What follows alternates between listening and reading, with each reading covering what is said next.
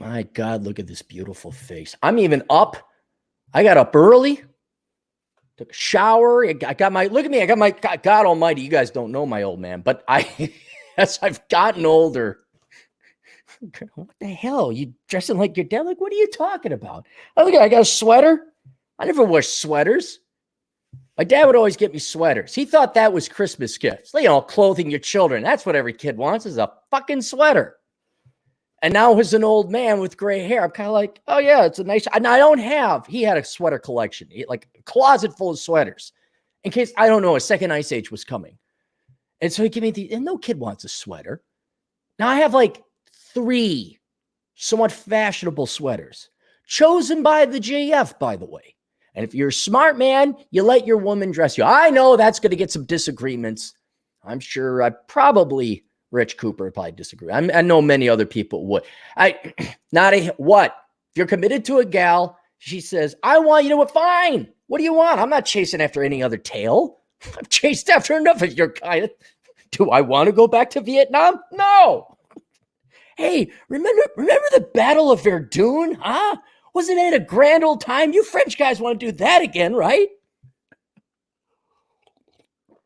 So she picked me out. Goes, well, can I get it? Fine, yes. And she buys it for me too. So it's like, okay, fine, yeah. I don't care.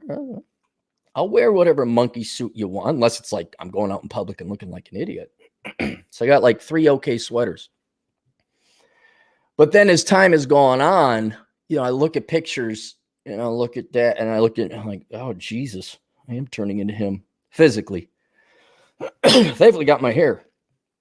But yeah, even the New Balance shoes, which by the way are great shoes. They're great shoes. All the little baby sugar mamas like, oh, Big Daddy, shit, see, you go running and hiking with them New Balance shoes. I'm like, you're down right there, hot little baby sugar mama. I go running with my New Balance shoes and climb up the mountains, go running, and I go left, right, sometimes right, left, right, left. And they're like, oh my goodness, Big Daddy, see, you so sexy with your sweater and your cuffs up and everything else. You got your New Balance. I actually had white New Balance shoes, took a picture of them when I was hiking. And I was trying to get the aim I was going for. Frenchman Peak, Atham, look it up, on the more or less east side of Las Vegas. And it looks over Vegas, because Vegas just sits in a valley. And Nellis Air Force Base is to the north and west. But you could see planes. I saw a plane. You knew it was a plane because it's a reflection. It's moving too fast. And then it just went shoot straight up. Then you hear and feel. I'm like, that's probably an F-15 or something. And it just like that anchored out. So to get a picture and, of course, to like, haha, look at you, lazy, you no good fucks. I'm me. Up on top of a mountain on a Tuesday while you're all stuck at the office. So I had my little feet sticking out like that. And they were white New Balance shoes. And then a friend of mine online, Jesus Christ, Boomer, what do you got? White New Balance? Like, not New Balance, just they got to be. I'm like, what's wrong with New? And I got them for free. The New Balance shoes, which was lucky to have them as New Balance shoes. The gym I go to, at least a while ago, before the Boomer Coof, you say, well, if you got some leftover shoes you're done using, workout shoes, throw them in this box. And man, look, I'm all for staying in shape and exercising and getting a good rigorous workout. I'm always for a good workout regimen. You're never going to hear, especially running and hiking. But man, there are some elitists where if they don't have the right amount of tread, they get rid of their shoes. And so I went into this box, I'm looking at the soles, I'm like, this still's got tread on it, man. I got like 3 pairs of shoes, one of which happens to be a white pair of Boomer shoes, New Balance shoes. And no, they work great. I got here, I'll even show you right now. Now, hold on here now, baby mamas. I need you all to sit down, relax, okay? Maybe don't look at it too long. Do not look into the light, my fine sugar little baby mamas. But look at how this sexy shit is, like the New Balance shoes. All right, calm down now, my little honeys. Calm down. Big Daddy C going to come back up to the microphone. Just calm down. I said calm down there, women's. Just you little skirts, you little chasers. Just sit down, relax. Big Daddy C coming up to the microphone again. All right now. That's how I kind of envision my future life. A harem of women just calling me Big Daddy C.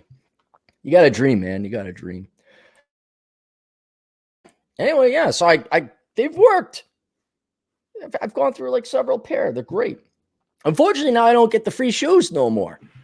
Try to be old cheap Jew Cappy over here. I can't now because they all the COVID. Oh, we don't want you to get like free shoes. Shoes are expensive.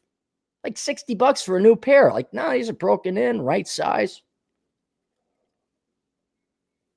Say that money go to the septic tank fund. Which, by the way, I checked out Subscribestar.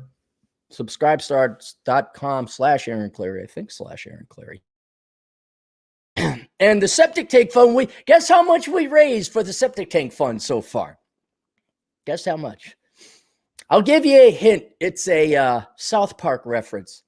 Chef's Parents. Now, a bunch of you already got it. That's right, tree fitting. We got tree fitting. $7,500 for it, but it's still cool. I'm thinking, hey, we got about tree fitting. So Cappy is that much closer to being able to poo at his new place. And then I got a new experience.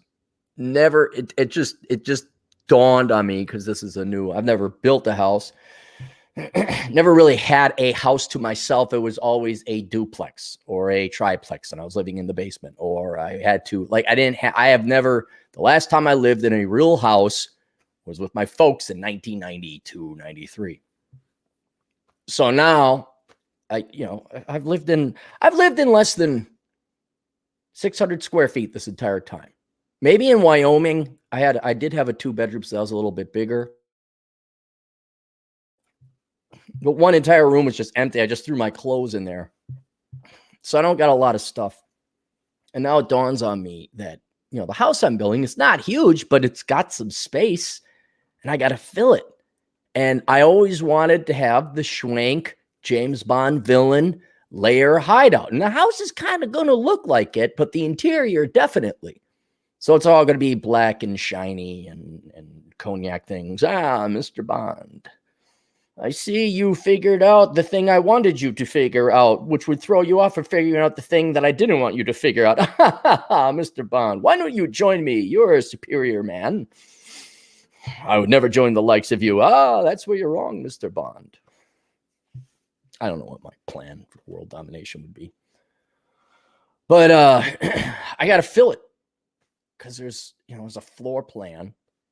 And I was taking the tape measure out and I'm looking at that, like how much room I got to work with. I'm like, whoa, that's the main floor. The basement is even more open because there's no kitchen down there.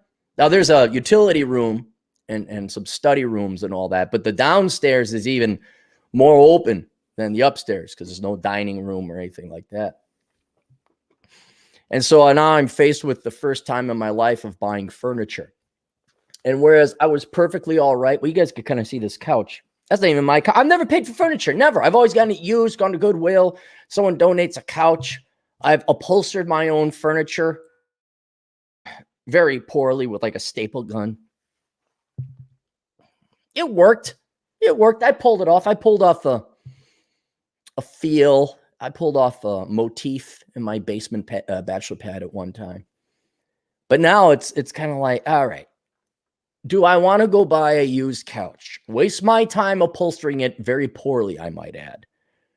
Or should I just drop the money? And then the GF said, let's go to IKEA. And it's there. It's by the Mall of America. I had never been. And then we go there. I'm like, what? Why? Whoa. So where the normal people go.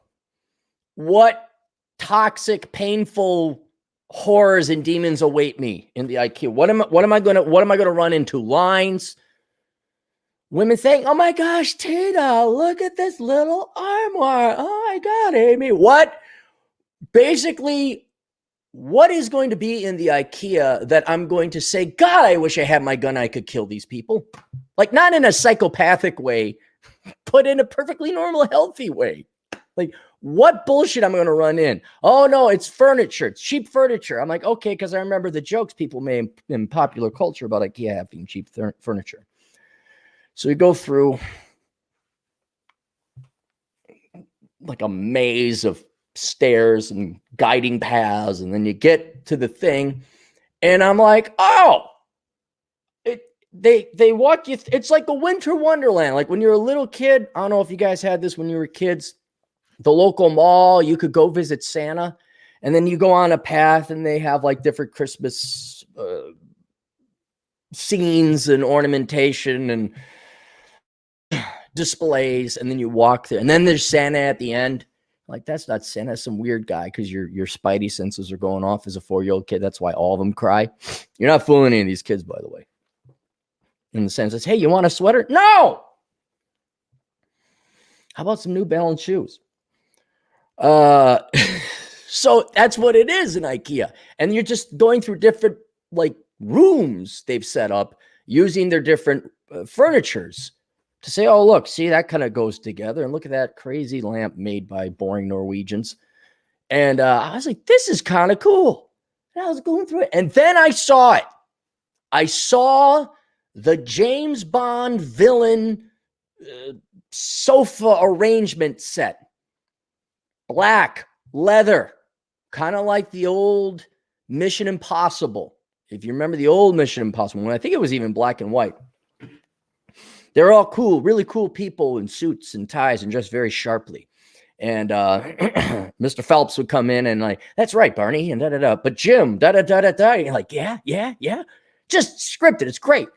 But they always had the coolest, like, bachelor pad. There was a fireplace that shot up, but you could sit around on the side of it. And there was always that black leather sectionals. That's what they called, sectional.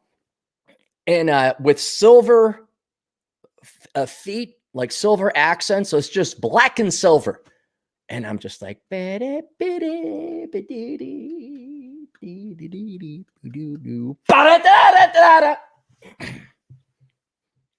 don't even have a glass in my hand. I'm already starting to swill it around like, yes, Mr. Bond. I was like, that's what I want. And then there was this really cool late 50s, early 60s style thing. I don't know what the women all know. Oh, that's an armoire. That's a hutch. That's a Davenport. I'm like, this is a display thing. And it looks so cool. I'm like, that's what the TV is going to go on. And so you grab a sheet, and I guess the way IKEA works, they keep the prices down, is they don't assemble this for you. You got to assemble your own furniture. And then so you go through the maze, you don't see Santa Claus, and you go around, and you're like, oh, look at all that stuff. And then you dump out into the warehouse. Remember the warehouses you communists keep saying that capitalism has failed to provide you? Like in your dream world, there'd just be warehouses of goods. Yeah, it's kind of like that. You know, kind of like how Amazon, how it's already existing through capitalism. Yeah, so there's the warehouse, and you got the sheet, and there's aisles and numbers, and you're like, oh, I see. So that's how, and I dawned on me, there's nobody at IKEA. No employees anyway. There's checkout people, a guy saying, go there, go there, go there, go there. There's some people selling some crappy Swedish food that they make. I don't know if it's like the Target, when Target had their own restaurants. But I really, wait, there was no one up there. Like, it's like a brilliant business model. It's like Trader Joe's. Like, I don't really like the people who shop at Trader Joe's, but by God, Trader Joe's, the business, is a brilliant idea. Very well managed, very well organized. Brilliant idea. IKEA was like, man, I'm starting to dig IKEA. And so then you got the warehouses that the communists wish they had. Sorry, I have to laugh. I just thought about all the starving Venezuelans. Remember that time they voted for Chavez? Oh, that was hilarious. Now their daughters are sucking dick. Anyway, so I get that, and I get that, and then it's in boxes. Oh, okay, I can figure this out. So the display, whatever it is that thing is called, that I put my TV on. The thing I put my TV on. A stand, I guess. They got the stand. They got this little coffee table I want, where I can lay out my master plans to James Bond when I capture him, because I sent out a little piece of tail to snooker him back in. Who would my villainous be? I want to see who would. Mr. Bond, I see you have met Monique. Monique, darling, thank you for bringing me. You may go. Welcome, Mr. Bond. I shall tell you my plan in great detail so that you may stop me later on. So it's got that little coffee table there. All slick, all sleek. All going to be very Mission Impossible-y. Except they don't have the sectional. They don't have the big-ass sofa that I want. The only place they got it is, I think, in New York or somewhere out east. And I was like, oh. So the one thing, the stand that the TV goes on, that's going to set me back $300 odd. I'm like, yeah. The table is going to set me back $200. The coffee table, because we're talking real. That's a lot of used New Balance shoes to pull out of the workplace or out of the workout room, which I can't do anymore. My source of free shoes is gone. Cappy's got to incur. I got to pay for my own shoes now. Damn it. So we're at $500. I knew kind of, all right, I'm going to have to spend some money. This is the first time, the only time I'm going to buy new furniture. Then I look at the sectional I want, $2,500. And it wasn't at the thing. I had to go online and I'm like, yeah, this is what I want. Because I want to talk to the one guy they have employed there, pointing people where to go here, go here, go here, go there. I want to, and then I kind of figured out on the internet because the line was long. I'm like, oh, it's $2,500, and oh, it's in Philadelphia or something like that. Now comes philosophy time. Now comes Cappy got to think time. And I'm going through looking for the same furniture style. I went to Wayfair. I went to other. And it dawned on me, and here's an important lesson. Maybe this should be on the Older Brother podcast, but it's not. But it dawned on me, you can waste a lot more time trying to find, $100 in savings than you could if you just worked. And I'm getting that sense where for me to find the James Bond sofa setup, James Bond villain sofa setup, it's going to cost $2,500 for the sofa setup. Now another $500 for the James Bond villain display table, and then the James Bond villain TV thing. Talking $3,000. It's all in one place. I can guess I have it shipped to the IKEA in the Twin Cities. It's exactly what I want. I took the measurements. And I realized I have a lot of space. And so this thing is like 12 by 8. I mean, it's huge. It's huge. I'm never going to have enough. It's 52,000. I'm like, I'm never going to have this many people in my house ever. But there's a big area that needs to be filled. I'm going to lay down a white rug, by the way, is going to set you back $200 to $300 anyway. So now we're in the 32, 33. Let's just call it 35 with taxes and shipping and all that. So now I'm in the 3,500 category. And I'm hemming and hawing, and then dawned on me, wait a minute. Look. And this is where we might take minimalism too far. By the way, minimalism seminar starting. A course. Modern Life John says to call it a course. Minimalism course starting the 25th for any newbies here who aren't familiar with minimalism. This is where we take minimalism too far because I am all of a sudden going to easily waste $1,000 worth of my time fucking around on the internet, trying to find all this stuff. Whereas if I just bite the bullet and go in and buy this thing, it's and then I also started to think a little philosophically. We had Rahul. I don't know if you guys remember Rahul, our East Indian agent in the field. He was having a hard time spending his money, not profligately or foolishly. He was saving half his money. He squirreled all his money away where he should, according to East Indian, like their 401ks or whatever he's got. He's got no debt.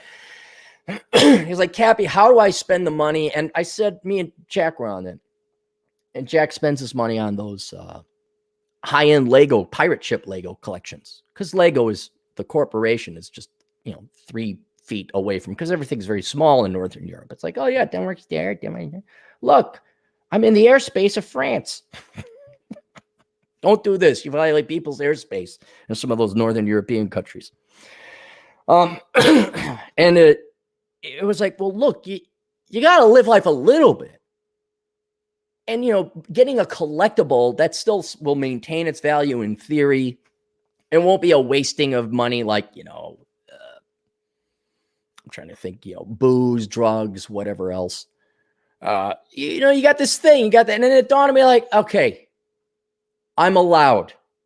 This is the one time I am allowed to be a normal person. And when you get a new house, I'm going to get a little bit of new furniture. And there will be other additions to the house.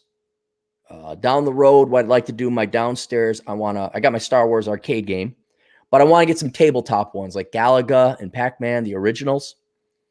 Those are not necessary, but those will keep their value and it will add. It's like if you ever come visit the old Capmeister, the downstairs would be like, kind of the game room. I'm going to get one of those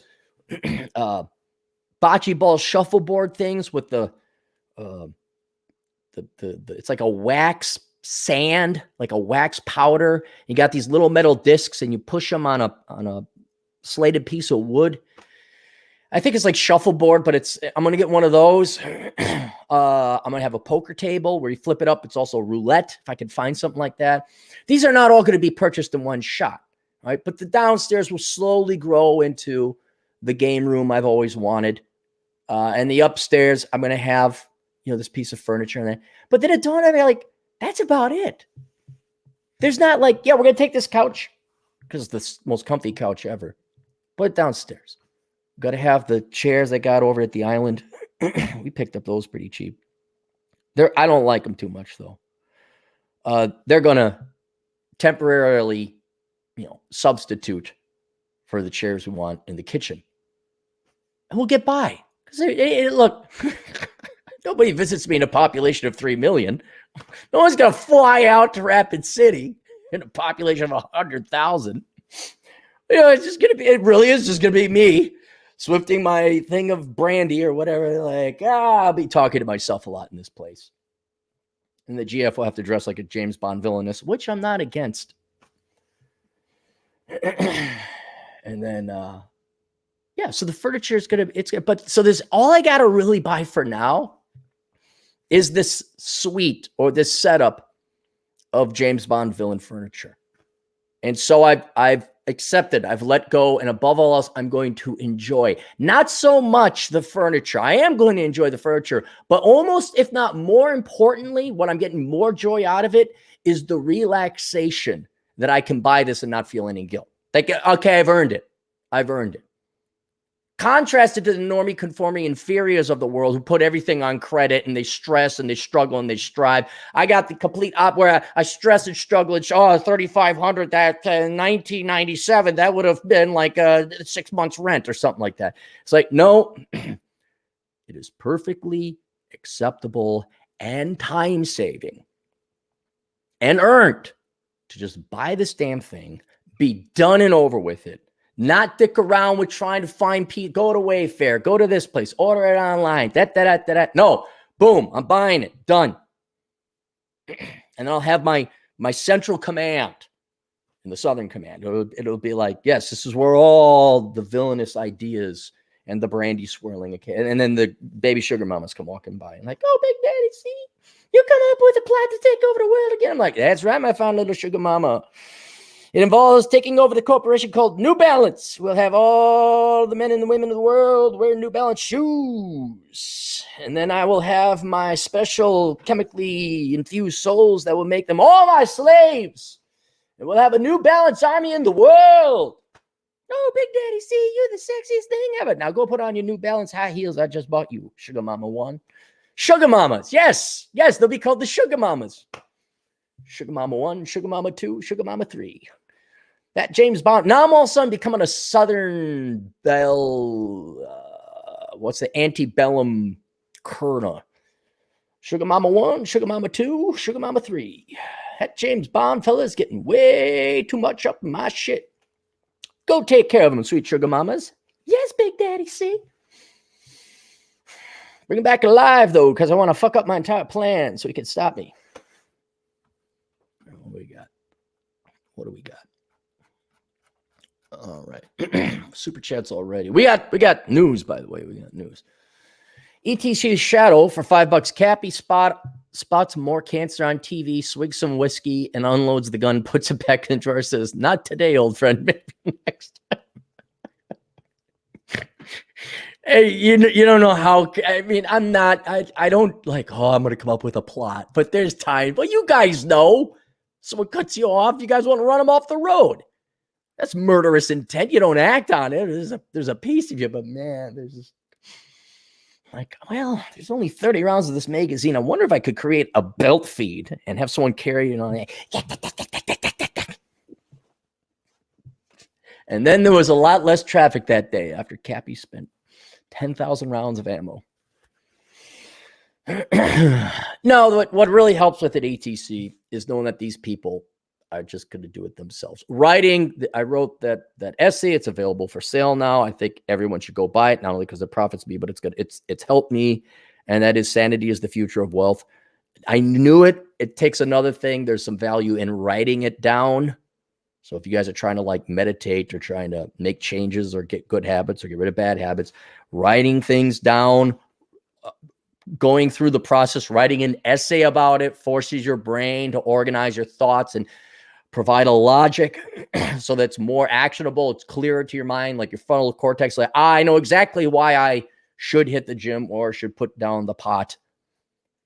This is kind of the same thing where I was angry. All these, a riot. And it's like, no, because, well, you go to jail. There's that. And your life is pretty much over then. But you killing people or getting revenge is going to pale in comparison to the pain and suffering they're doing themselves. Which I would like to tell you is to gather around, kids. You know what it's time for? It's story time with Uncle Cappy. So there was a girl. She had a stripper name. I did not take her too seriously, but she had nice tits, and she was a cute blonde with blue eyes. All right, need I say more? And we were dating, not exclusively, for me anyway, but this was like the number one plate. And out comes she found another guy. I've talked about this before, where I'm sitting there enjoying, we were at a movie theater, and she says, you really got to get your Irish temper under control. And which was just blindsided me because I was so calm and relaxed at that time. I'm like, what? This was the lie. This was the excuse that women give you because they are back sucking some other guy's dick or getting some other guy's dick shoved in their various holes. It doesn't matter who, it doesn't matter. This was the excuse. And I recognized it at the time. Shit, now where was I going with this? I already lost it. I could get this back. We're talking about whiskey swigs, put it at, revenge. Why I wrote Sanity is the Future of Wealth. Got it. So I did pick up it on the time, but this gal was trailer trash. She was trailer trash. DWIs, worked crappy jobs, lived in a crappy part of town. Didn't know it at the time until I went there. I'm like, oh, there's like a murder in her apartment at one time. I'm like, huh. And in hindsight, I have much better vision now. But I'm like, oh, wow, I shouldn't even give her that much time of the day. So fast forward, and so it says, hey, ain't this gal? And they're like, yeah, that's her. Another DWI, booze and drugs. Made it like, wow, okay, she gained some weight. And here's the thing. Of all the right I had to say, you lied to me, you led me on, you're banging some other guy. Right? There's nothing I could say or do that would cause her more pain and misery than herself. Okay? Some sanctimonious leftist fuck that went to McAllister or St. Kate's or wherever. Comes back and, shaves off her head, pierces ears, gets fat. Dad, you're such a racist. You better learn to You cannot hurt that person more than what she or he has ever done or going to. They've alienated them from their family. They've gone the path of a worthless degree. They've put themselves in debt. Because the most you can do is, unless you capture them and torture them forever, right? Keeping them alive along the process, right? You're not going to even put a drop of pain and agony compared to what they're going to do to themselves. Somebody who believes, oh, it's the white man keeping me down because whatever, they're not white, Asian, black, Hispanic, doesn't matter. And they misdiagnose that. It's like, no, because you had more kids than you could afford. You majored in stupid crap and you committed crime. That person forever, what's his name? Gossett, something that I always use him as an example. The Seattle councilman, who may or may not be the Seattle councilman. This is the guy who said that, we can't spray the sidewalks off of feces in Seattle because the hose will remind some older black people of the race riots when they got hit by hoses. I can't even come up with a more punishing punishment than this. The guy was 74 years old, and he got to the point that he's like, oh my, he's so obsessed. He has so let white people, or his perception thereof, ruin his life that he might as well have just put a bullet in his head and spared him the pain and misery and agony and the hatred. And so for all the crap and riots and thefts and arson and protests and enslavement and right? Don't get angry. Just really sit and think about it. Next time you see the protesters out, anyone who's standing on a highway and blocking it, their lives are miserable. You got to think about how nothing is going on in their life, that the best use of their time is, hey, let's go play on the street and block it. Like, what do they go home to? I mean, what is that? They don't have a hot wife. They don't have an in-shape husband. They're struggling to get money. They got to constantly beg and panhandle from the taxpayer. What are you going to do? I mean, killing them, putting them out of that, that'd be ending the misery. Let them. Besides which, there's not much you can do. And so that's what that essay is about. And so that's why I've found solace. Not because I'm trying to rationalize it. Not because, they don't deserve to, like, hey, get off the fucking street. Let them be. They got this one life. This one life. And instead of like, maybe I become a mechanic, or maybe I become an accountant. No, I'm going to go. I have a buddy. Her daughter, white, by the way, but just to show you, my buddy's telling me, she's really into justice because she's going to college. I'm like, what the fuck does that mean? And I was kind of like, hey, maybe you ought to intervene now as the parent. That's not a career. You don't major in justice. I mean, you can if you want to be poor and delusional for the rest of your life, but this gal's got some priorities missing. How about, hey, maybe I want to get married and have some kids. Maybe I want love. Maybe I want family. Maybe I just don't want to be poor. Maybe I want a place to poo. Maybe you want your own septic tank because Cappy got to poo. I'm thinking like, whoa. The worst thing you could do? The worst thing you could do? It's the same thing we do to young black men and girls, but I'm going to focus on the black men because black men, I think, will listen. It is in school. Oh, we don't discipline you. Oh, we don't correct you because that'd be racist. No, you need to correct them in school. Like, hey, that's wrong, Jeremy. That's wrong, Bobby. 2 + 2 does not equal 5. And if you don't get that right, you're going to have some problems down the road. This is training. We'll train black men like to the highest level of standards. We'll hold them. And don't say, no, but they're not capable. Oh, really? Explain to me athleticism. We'll hold them up to standards. Coach gets up in your ass like, hey, you dumb. Oh, wow. There's progress. Why? Because the coaches hold you up to a standard. But teachers, I know you teachers are there to babysit. But you won't hold them up to academic standards? I wonder if there's a cost and consequence to that. It's the same thing here. The parent is failing the child. Saying, hey, what the hell are you doing? Okay, fine. On your free time. In the meantime, get a degree in accounting.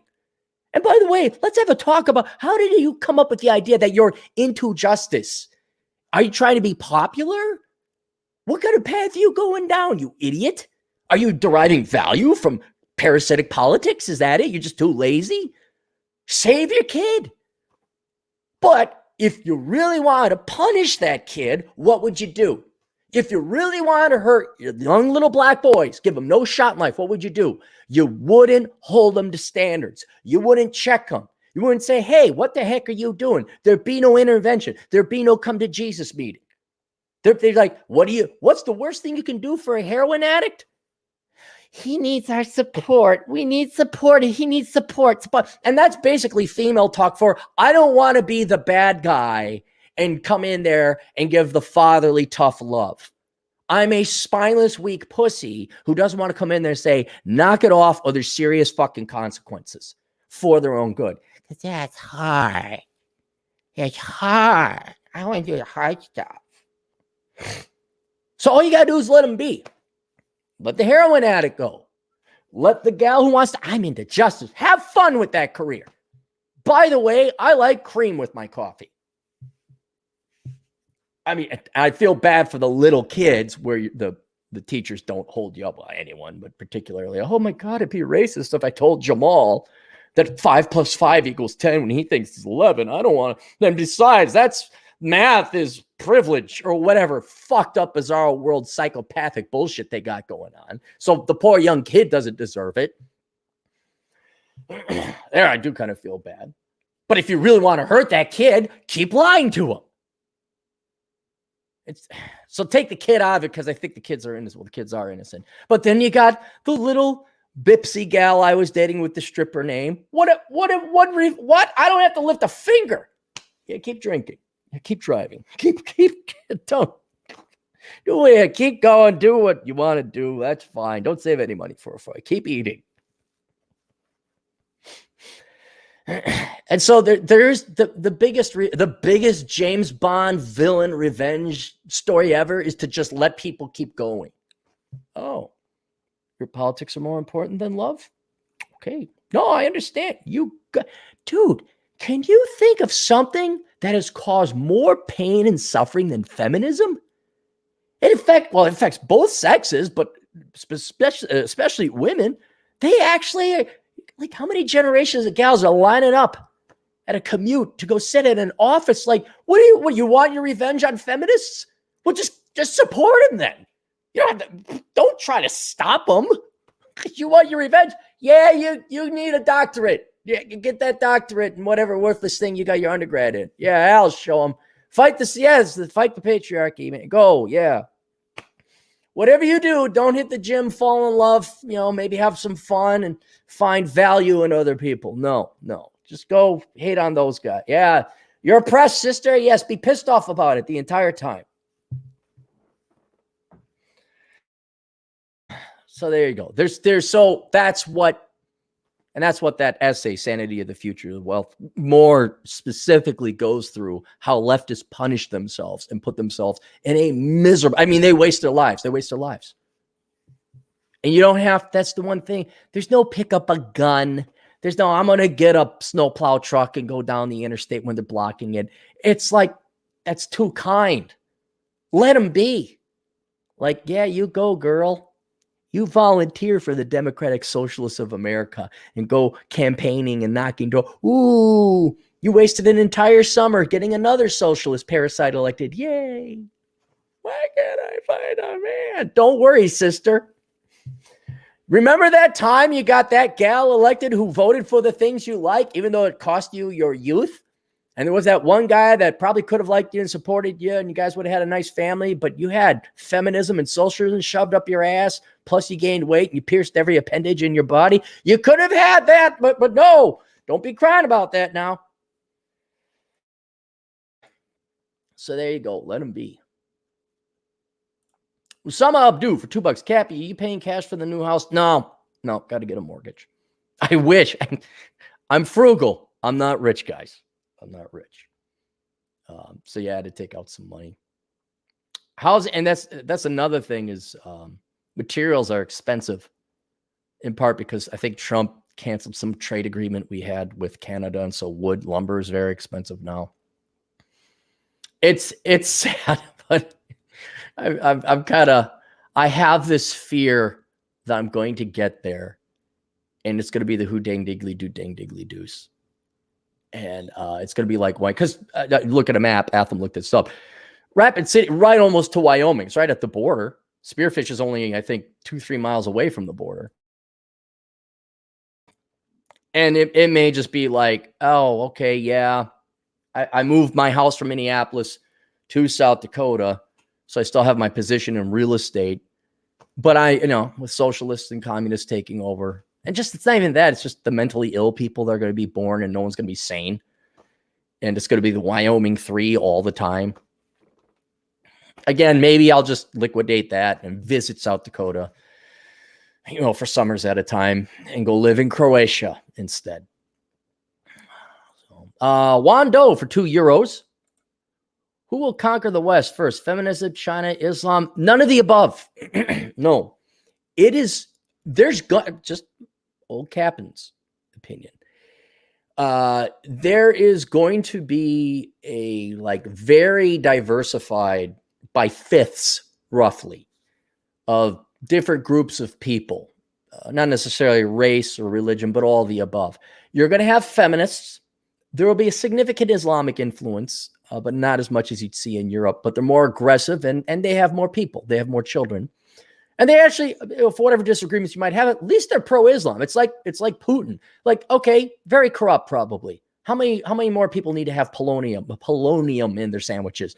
But at least he stands for Russia.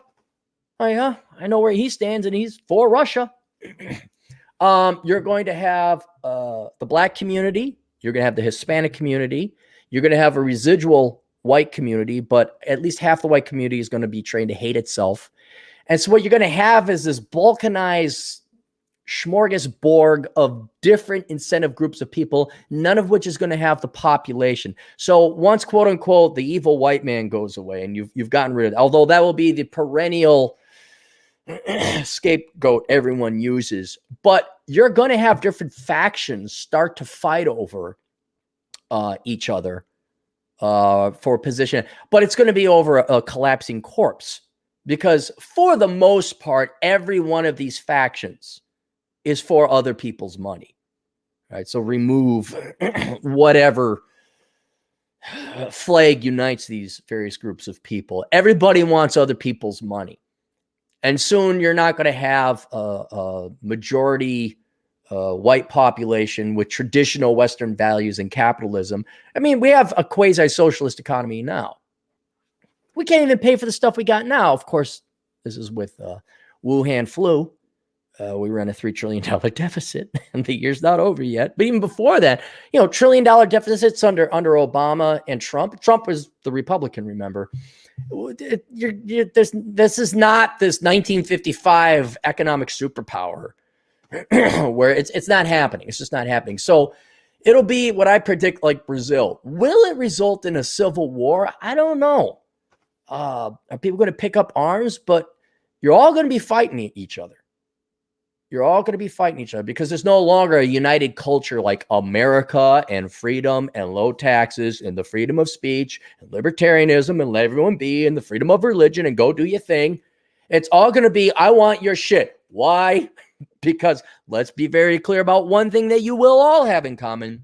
You all go through the K through college system and you'll all be told it's not your fault and you're oppressed and it's somebody else's fault and you're entitled to free shit paid for by other people. But then that means the other people. And then you're all going to get your hate boners all erect based on trait politics, identity politics. It's those people. It's them people. It's that sex. It's the other sex. And that's what you're going to, but until we all wake up as a group and say, hey, it's all right if Juan wants to do his salsa dancing and eat his tacos. It's all right if Osama Abdu, he wants to practice Islam, although we don't know if he's Muslim, but he wants to practice Islam. It's all right if Cappy wants to have his James Bond Villa layer hang out and swish some bourbon around. As long as we all agree to keep taxes fucking low, leave each other the fuck alone, like the forefathers had in mind, like America used to be. And that's all right. You can have, and you know what? We can even have the great American experiment. Do you want socialism? Well, let's get some states' rights in. California, they got socialism. Go over there. Texas, they got guns and freedom and barbecue. Do what you want to do. All right? But we're all going to leave each other the fuck alone and respect one another and have low taxes. Not the current 40% tax rate we have now, where 40% of your income goes to the state. So there's not going to be a conquering of the West. I think it will be the slow metamorphosis into a Brazil, where you have different groups of people. And, And Brazil, as far as I know, is relatively peaceful, but it ain't no dominant global superpower. And like every other South America, socialism didn't work this time. We're going to go back this next time and try it. But the Venezuela next door, yeah, they didn't do it right. Let's try it here. Was it Labrador, even though Mexico was North America? I'm fascinated with Mexico. PRI. Vicente Fox, now back to PRI. You got a socialist. Yep, because that worked wonders for you. The West won't be conquered. It'll just melt away. And whoever's left will be fighting over each other because of the socialist, basically genuine racist, sexist, traitist. Because it's not just sex and race. It's any trait that the left can get you to subscribe to. For example, your mental illness, whether you have one or not, your made-up gender, whether you actually are or not. Any trait you can have, they're going to divide and conquer, say it's those people and those people. And you get basically what the left is turning us all into is a big circular firing squad, and ain't nobody waking up because you're all trained and you're all, either by your own culture, even. Oh, it's those rat bastards over there. But it's all reinforced once you send your kids off to K through college. And they come back, it's those people's fault. Let's line up in a circle, get lots of guns. Why isn't anybody here? Why do we have shit economic growth and debts like Brazil? Oh, it was those evil white people 200 years ago. They did it. So there'll be no conquering, as it were. Now, China, that's another interesting, though. There might be like Asian influence, Chinese influence specifically. But China, they got their own problems, man. I'm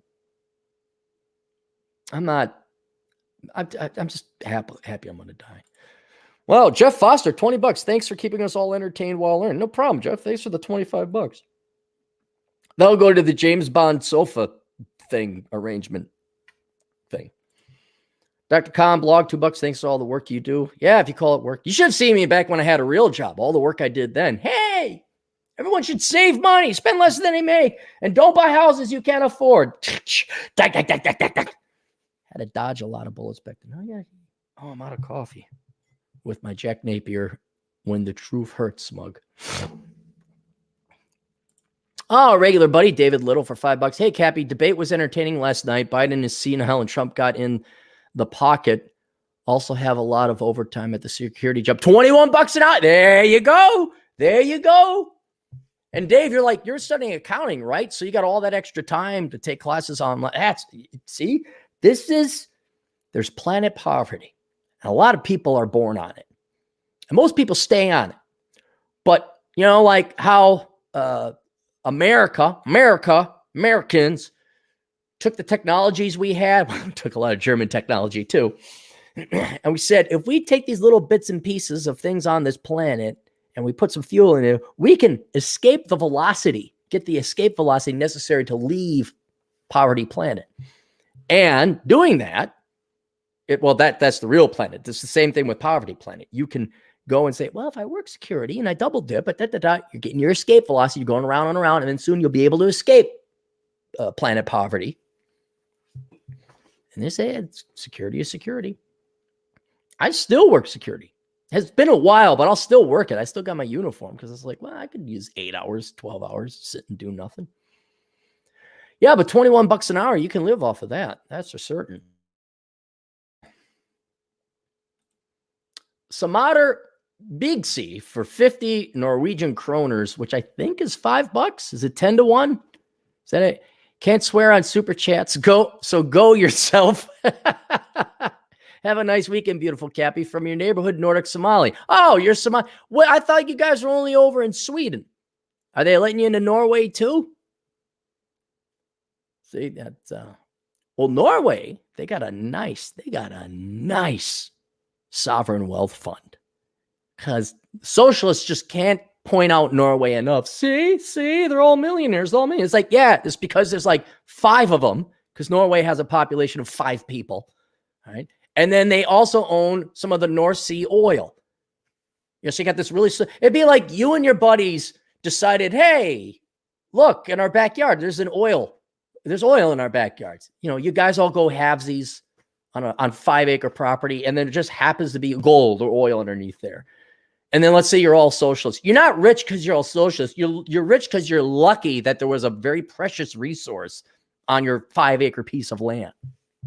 And then everyone points to you and your father buddies like, hey, look, see, they're socialists. Look how rich they are. Oh, what do you mean oil? Oil's bad. Let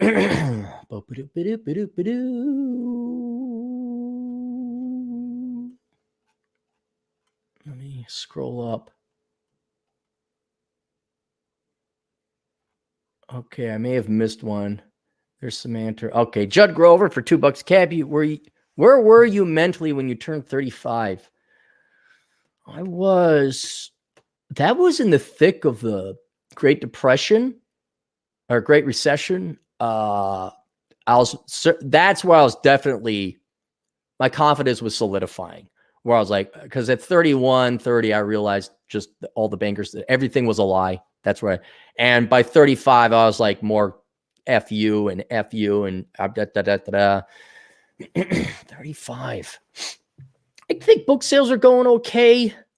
That's right before I went out to Wyoming to work in banking that one time.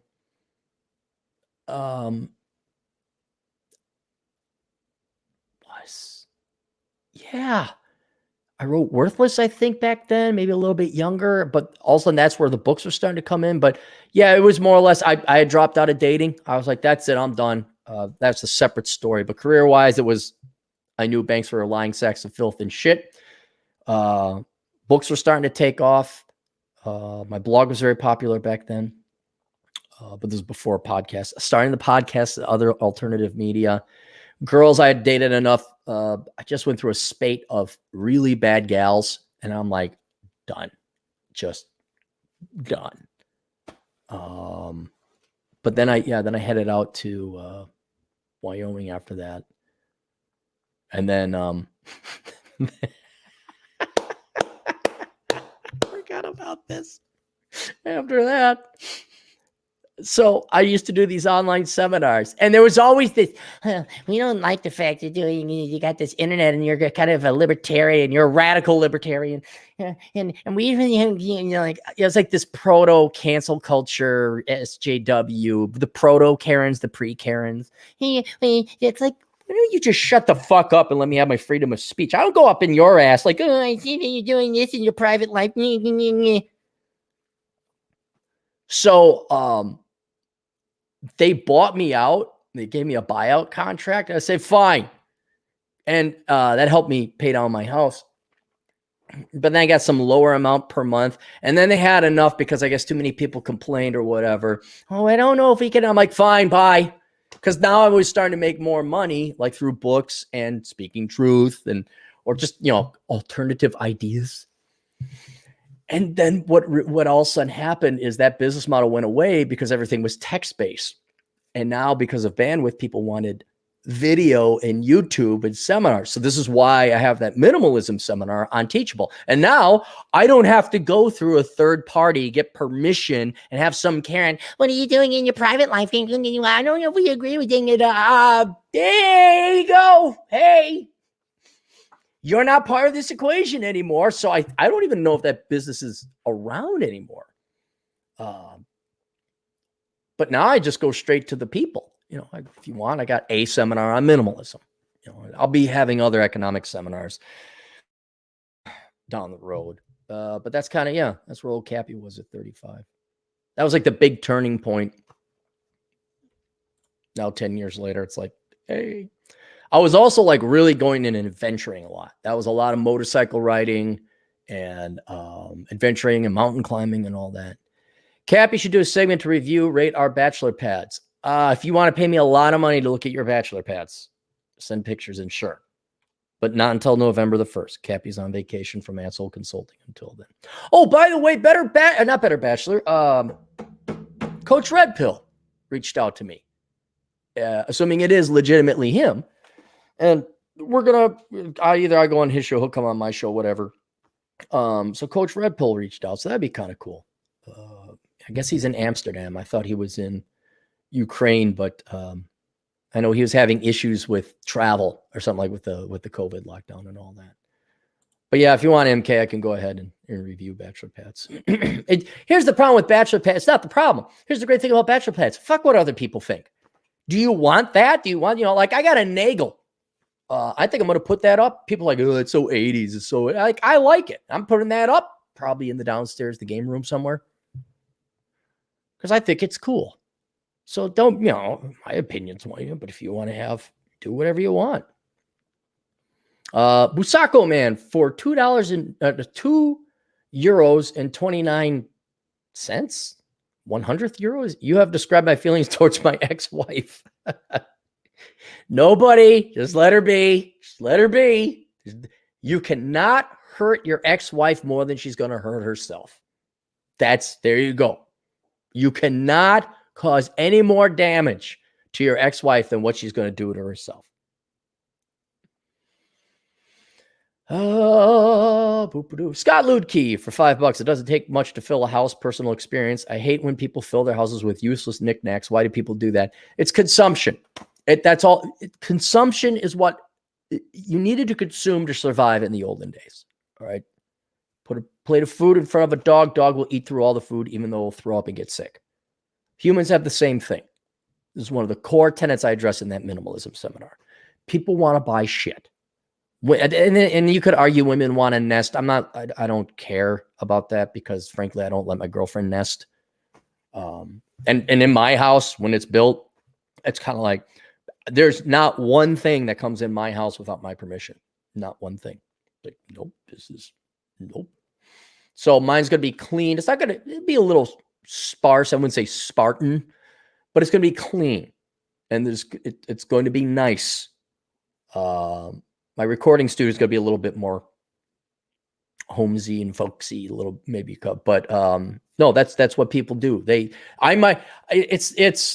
Think a lot of people say, oh, look at they're dying now, but the World War II generation who went through the Great Depression, they'll save everything. Well, that was most of experience before that. Now, admittedly, the Great Depression was a little bit harsher on people's finances, but there's this like, oh, I could use this. I've known people to have a rubber band drawer. And I'm kind of like, well, if it comes down to the fact we need to start stockpiling rubber bands, I think the guns are coming out. We got bigger issues. But that's why people have a natural, when given the choice of more or less, people will choose more. To the point their houses will be not functional. You can't walk in them. They're cluttered. Now, of course, you see, this is a 1-bedroom apartment, though, because I'm a minimalist. But that's why they have useless knickknacks. I collect these little figurines. Oh, I got, not Teletubbies. Beanie Babies. Remember that? I don't know if you guys are old enough to remember that. You got to collect them. I collect things, but they're called coins. They're very small. You fit them in a drawer, and these are nice. But yeah, it's humans. Normies, conformities, inferiors, Scott. Don't be asking me questions when we're on that side of the bell distribution curve. James G, $5. Do banks work with brokers on transactions? As someone familiar with loans, where do banks see most of their business transactions come from? Well, it depends. Like investment banks, yes. I mean, you talking a commercial bank or an investment bank? I mean, in some regards, yes, both commercial and investment. Investment banks basically employ their own brokers. That's the investment side. I'm sorry. How does it work? Sales side. They have a side of investment banking where brokers try to sell deals to investors. Like, oh, we're raising money for an IPO of Johnson Corporation. And then their brokers, Morgan Stanley, they say, hey, do you want to get on an IPO to their investment clients? So there's brokered transactions there or a bond issue or something like that. Where do banks see most of their business transactions? But then if you're talking commercial, they could still have a broker in place where banks will swap out or buy different loans from each other, even smaller ones. And the reason for that, don't know if I've talked about this before, but perfect example would be the bank I worked in Wyoming. Not only were pretty much everyone that was in command of me a freaking moron, and I hope you guys are listening. I do mean that, because are you down like half your offices? And this is even after the crisis, right? You guys are like down half, right? Anyway, in addition to them being incredibly stupid, but if you're in Wyoming, you have an incredible overexposure to either livestock. What else did you land on? Mining and real estate in Wyoming. So you may want to diversify your portfolio with what you do. Say, okay, we don't want all of our real estate in Wyoming. We want some in Louisiana. We don't want all of our operating loans in mining or ranching. We'd want some exposed into light industrial. So we'd go buy some loans from, I don't know, where's an industrial place? Midland, Texas.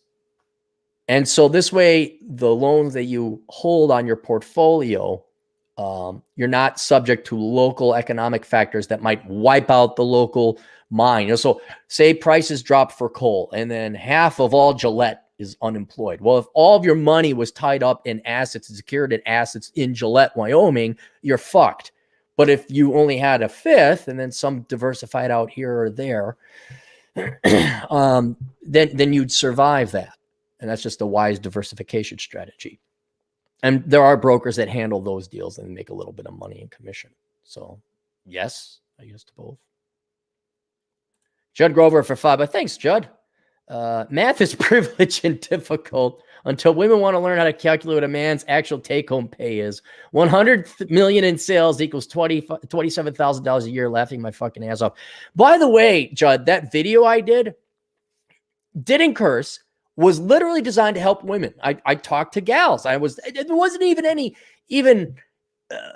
ribbing. It was very direct. That didn't get monetized. I filed the thing and say, hey, this is monetizable. And again, it's not even to monetize it. It's just so that it's recommended, because I've been getting more and more female clients. I'm like, well, this might help get some more female clients.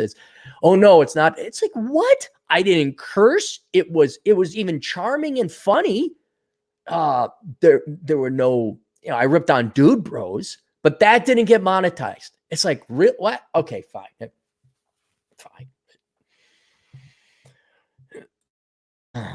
But yes, I think not all, but I think there's going to be more and more women are going to start being a little bit more practical about their search for men, especially as the tickety talk shows up. This whole complain, but not take any action. This whole agency list, like, oh my God, I think think how desperate this is. Okay, Judd, listen to this. This is how desperate. They are so desperate. They are spending multiple millions of dollars of resources every year. Not a lot, spread across 320 million people, but our society, some sects within the team female, have actually concluded it's not only worth the money, but there is a chance that they can brainwash men to like fat chicks by shaming us for liking fat chicks or Euro-normal standards. That's how desperate they've become. Now, I think some women, as the tickety talk comes close, and maybe biology kicks in, I don't know. It's very interesting to find out whether or not women even want to have kids and get married, because you got to look at the actions they're taking. But as that kicks in, at least some women, I think, are going to become desperate enough to maybe accept truth. And this is why I got 4 clients, because it was all the same thing, more or less. How do I find a man and I want to have kids? Okay, let's look at you. All right. Well, you're fat, you're in shape, you need a little bit of work. And it's just do. And they were so desperate, they came to me, which, I only deliver in the truth or deal in the truth.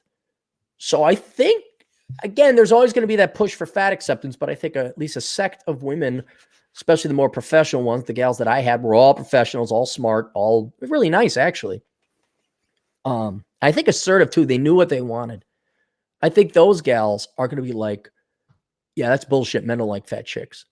And you know what? I know rah sisterhood, but yeah, you know what? I want some dick and I want some children. I don't want a noodly penis soy boy dick. I want me some masculine Gen X dick.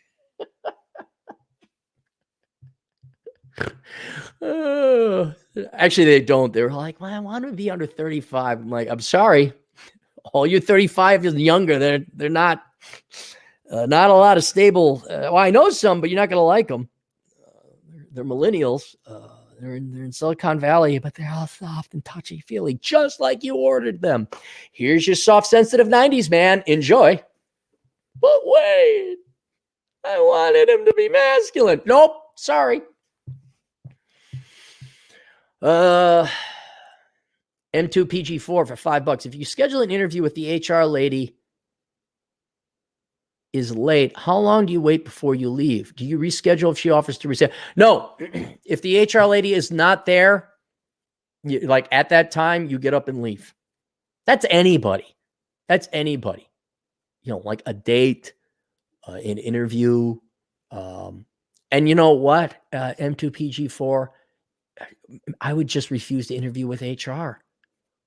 You don't interview with HR. Josh Fluke, look him up, go through his video channels and look about how to get jobs by bypassing HR. You really should practice that exercise, go through the exercise, at least watch his videos about bypassing HR so you understand the mechanics of how the employment labor market really works. But no, I would just on principle. I refuse to. I'll go on welfare before I go talk to an HR lady. I'm not talking to a child who can't do math, who probably has a big chip on her shoulder of feminism by now. And like, I remember one time I was dumb. I was 19. Okay. And I wanted to get an internship. And I was on the phone with the HR lady and I forgot. I had to ask her, where do I mail my resume? Because this was mailing days. You know, you print off your resume. Where do I mail the resume? And I asked her, well, who do I address it to? And she said, I said, is that Miss or Mrs.? Because I didn't want to put Kathy Johnson. I wanted Mrs. Ms., which was a horrific assault, apparently. An insult. She's like, Ms. And I'm like, Ms.? And I'm like, is that Miss or Mrs.? Like, and then she got really mad. Because I didn't know there was a third, apparently. Yeah, you were either married or not. Miss or Mrs. And I was literally just trying to be polite to give her proper, what's it called, prefix or title. Because I want to put MRS, period, or MISS or MS. Well, apparently, I didn't even know this until like literally 3 years ago. There's a Ms. Do you guys know Ms. magazine? It's just MS. Here's how it breaks down. There's MRS, Mrs., meaning married to Johnson, whatever. Then there's MIS, Miss, which is single, implies single, Miss maiden name. Then there is Ms., MS, which I thought was Miss. I'm like, okay. No, that means I don't define myself by no man. And then I'm like, oh, that's why Miss Magazine MS, because you ain't defined by no man. And I'm sure 30 years later, Ms. Magazine is still a thing. Fuck HR. Fuck those bitches. It was already like this warped, psychopathic, anti-male, hive of misandry. Fuck them. Don't waste your time. Don't be nice, innocent cat. Oh, you miss your misses. I just want to be polite. Man. And this is 24, 25, 26 years ago. How happy, going back to our previous conversation, how happy do you think that HR lady is today? I wonder if she's in her 60s and is a miserable fucking Kuwanta. I wonder. You think she's fat? You think she's got cats? You think she drinks a bottle of wine? Why can't I find gargle, gargle, gargle, gargle? You think, huh? You think I got my revenge? You think I needed to lift a finger to get revenge on that worthless woman? Man. Ari. So, no. If she's late, you walk out. That might get... If she says, I'm sorry. And you know what you could do? Just go bypass, like, you send a letter. Sorry, your HR lady was late. I need a professional organization to work for. But yeah, guys, I mean, I'm deadly serious. All right, look, you have to start fighting back somehow. All right, you want to do something. This is why I do respect the millennials a little bit. They're not going to take shit salaries. They'll live at home. They'll go on welfare. Like, no, screw you, corporations. And especially nowadays, although we need a big help with the boomer coup, I'm not commuting. No, I'm not going to the office. Fuck you, boomer. Now, Gen Xer, you have to earn that privilege. I guess I'll just live off the welfare. And what you guys got to do is the same thing with HR. Like, or the offices. We need to have whatever brainwashing, diversity, assistant, or feminism, sensitivity, whatever. No, I'm not. And I'm not going to show up, and you're going to fire me. And then I'm going to collect unemployment and go on welfare. You have to be willing to do it. It helps if you don't have debt. Helps if you're a minimalist. Helps if you ham and honk. Oh, should I get a $3,500 suite of furniture once in my life? Be willing to go on welfare. What? I got to talk to the HR lady, and she's going to be like, no, I don't. Bye. Write a letter to the hiring manager. Yeah, sorry, would like to have, but your guy was late, and I don't tolerate tardiness in my profession. I mean, it's also very similar to dating. Like, what if you're a simp, if you're a kiss ass, if you're this supplicating little beta, what do you forget? What? HR, I'll have it. No, like you're going like, why am I talking to you? I mean, literally, you'd have a better shot, like say, on the phone. Oh, HR? No, I don't interview with HR. I'm not, no, I either talk to the hiring manager. I'm not talking to HR. If it's for like, the W-9 and some, employment law issues, fine, that's okay. But I'm not answering the questions like, what's my favorite animal and why? What's my favorite color and why? And if you're using that as a screen for your employees, I don't think you and I would be a good fit. I don't think the Johnson Corporation will be a good fit. And then all of a sudden, they'll be like, oh shit. All of our core critical engineers at the software company aren't attending the mandatory hate males and hate penis seminar hosted by this misandrous Kuantahaha. And we don't have a product without them. Maybe, shock, how about this? We don't imply that all of our male programmers, our core engine, are a bunch of racist sexists. I mean, just demand adult behavior. Just demand simple, basic, not even respect, courtesy. I mean, think of this idiocy. I got to sit and listen to a child that majored in some bullshit study ask me fucking voodoo questions? Why don't you just ask me what my sign is? I'm a Scorpio. Oh, does that not fit into the fucking arrangement of the stars to employ me today? But come back next month because Jupiter will be aligned with Uranus? Okay, then I'll come in and work for this great organization you got here. What does her crystal ball say?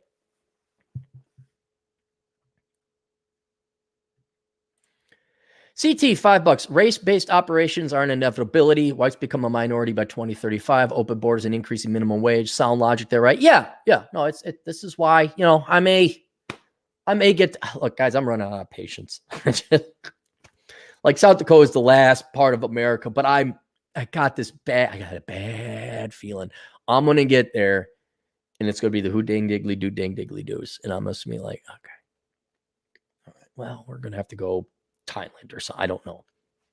That's why the next major operation we'll be out traveling around, living in different parts of Europe and Southeast Asia.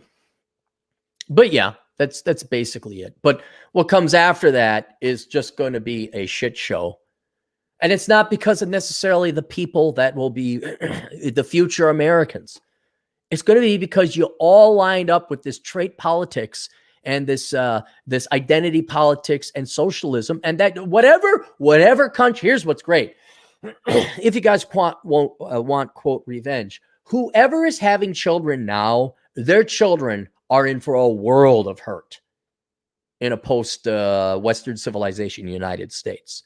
They are in for a world of hurt, right? I will thankfully be more or less dead by 2035, certainly 2040. And I won't have to be around. Or I'll be out of it. But there's always balance, and after dealing even with the conservative, Republican, libertarian types of people, just Americans in general, I can't think of a better country that deserves it. Most Americans deserve this. Not you guys. I know you guys.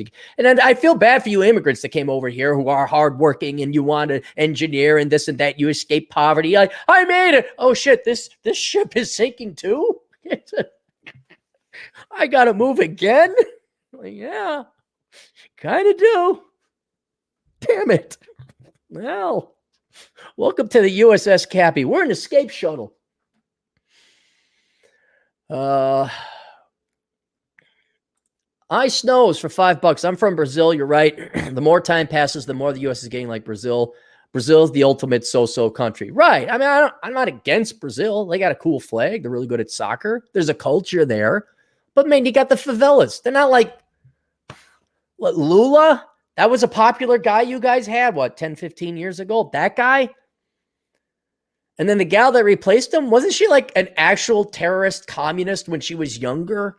Oh, I wonder how that worked out. And it's just corruption. It's just like, yeah, no, look, ain't nobody developing warp technology or colonizing planet technology with the culture of Brazil. All right? It's just not going to happen. This planet will inevitably end. Either an asteroid, it could be global warming, but if anything, the sun will go red giant on us and we're dead. Now, do you want to continue the human race? Okay, well, then we all better get the technology to get off this planet and terraform and colonize other planets. But if we don't do that, that's it. All this is over. All this is done. Yay, you got your free government, give me that. So you watch some shitty TV and listen to the bitchy Minaj show. Ooh, what a great contribution to the universe you resulted in. Gone. But yeah, it's not going to happen. It's not because of the United States or because they're in that little funny looking shape, kind of a rectangle with things jutting out of it. Yeah, that land is the magic land. It's the people. It's not even the people. It's the culture. Maybe Singapore. Singaporeans will get us off the planet. Hammurabi Tide Pod for $5. Good morning, Aaron. Coffee on me, sir. Thank you. Thank you with our very own Jack Napier, the Truth Hurts mug. I think it's the only one of its kind. Wando for €2. So it's safe to assume that we'll have dark ages. Well, yeah, it's like, Cappy, is the stock market going to collapse? Yes. Is the economy going to collapse? Yes. Will the society collapse? Yes. When? I mean, will there be war? Yes. Will there be stupid decisions? Yes. Will there be good times? Yes. Will there be bad times? Yes. There will be another dark ages, probably once the United States goes away. It will depend whether or not Asia continues on the technological advances. But Japan is heavily indebted, and they have their own. A country needs an incentive. A population, a society needs an incentive to live. And I think the Japanese have, in different ways, killed the sexes for one another. In the United States, feminism has certainly killed it. China, you got communism and debt and corruption. That kills their incentive. So I don't see anyone carrying the torch. Russia maybe will keep it going on, but they're not a huge percent of the population. Russia isn't that big, actually, population-wise anyway. It's not going to be like we won't have toilets. Although in San Francisco, they don't have toilets either. They got streets. The dark ages are already here. It's called Democrat cities. That's where white people with graduate degrees shit in the streets. There you go. Look at that, man. That's dark ages for some. Alex Patino, $5. Mexico right now has regressed into a type of EJIDO. What's Alex? You gotta spell that out. What's that? I never heard of that before. Feudalism or drug cartel lords controlling their small fiefdom while extorting everyone. That's what it boiled. Yeah, you go back to warlordism if you want to call it that, or feudalism. Hey, you all like this town? Pay me and my buddies lots of money. What's his name from The Walking Dead? Negan. People said that I remind them of them or him. I looked at him like, yeah, it'd be me. He's like, I demand half. And then you'll live. And I can't really fault the drug lords taken over because the government hasn't exactly been the greatest and most stellar in the history of the Mexican people. You got independence. When was that? 1847 was the American-Mexican War. Pancho Villa was 1907. Was it the early 1900s? Whatever. It's been a century, right? The Mexican government has not served the Mexican people very well. There's a reason they're fleeing. And when you have corrupt, shitty government, don't be surprised when the mafia comes in. The same thing happened in Sicily with Italy. That's how the Italian mafia came in. It's like, hey, we're going to be the muscle here and enforce the law. Maybe it's not the fairest. Maybe it's pretty gruesome, but we enforce the law. We'll protect people. Although the Mexican drug man, we're going to behead some people. It's like, yeah, not a professional drug cartel guy, but you could use some PR. PR go along. There'd be a way. Why can't you have a Lucky Luciano? All right. Lucky Luciano united all the mobs in the United States in the 30s. He says, look, let's stop fighting each other. We work as a team, a real cartel, a monopoly. We'll stop killing each other, stop wasting money on security, and all we got to do is sell the spoiled suburbanite soccer mom her crack or whatever the hell she wants. And by the way, Mexican government, you're going to do what we say. We're going to kind of work from behind the scenes and at least get a little bit more stability and less murder. And it's just the economist to me talking.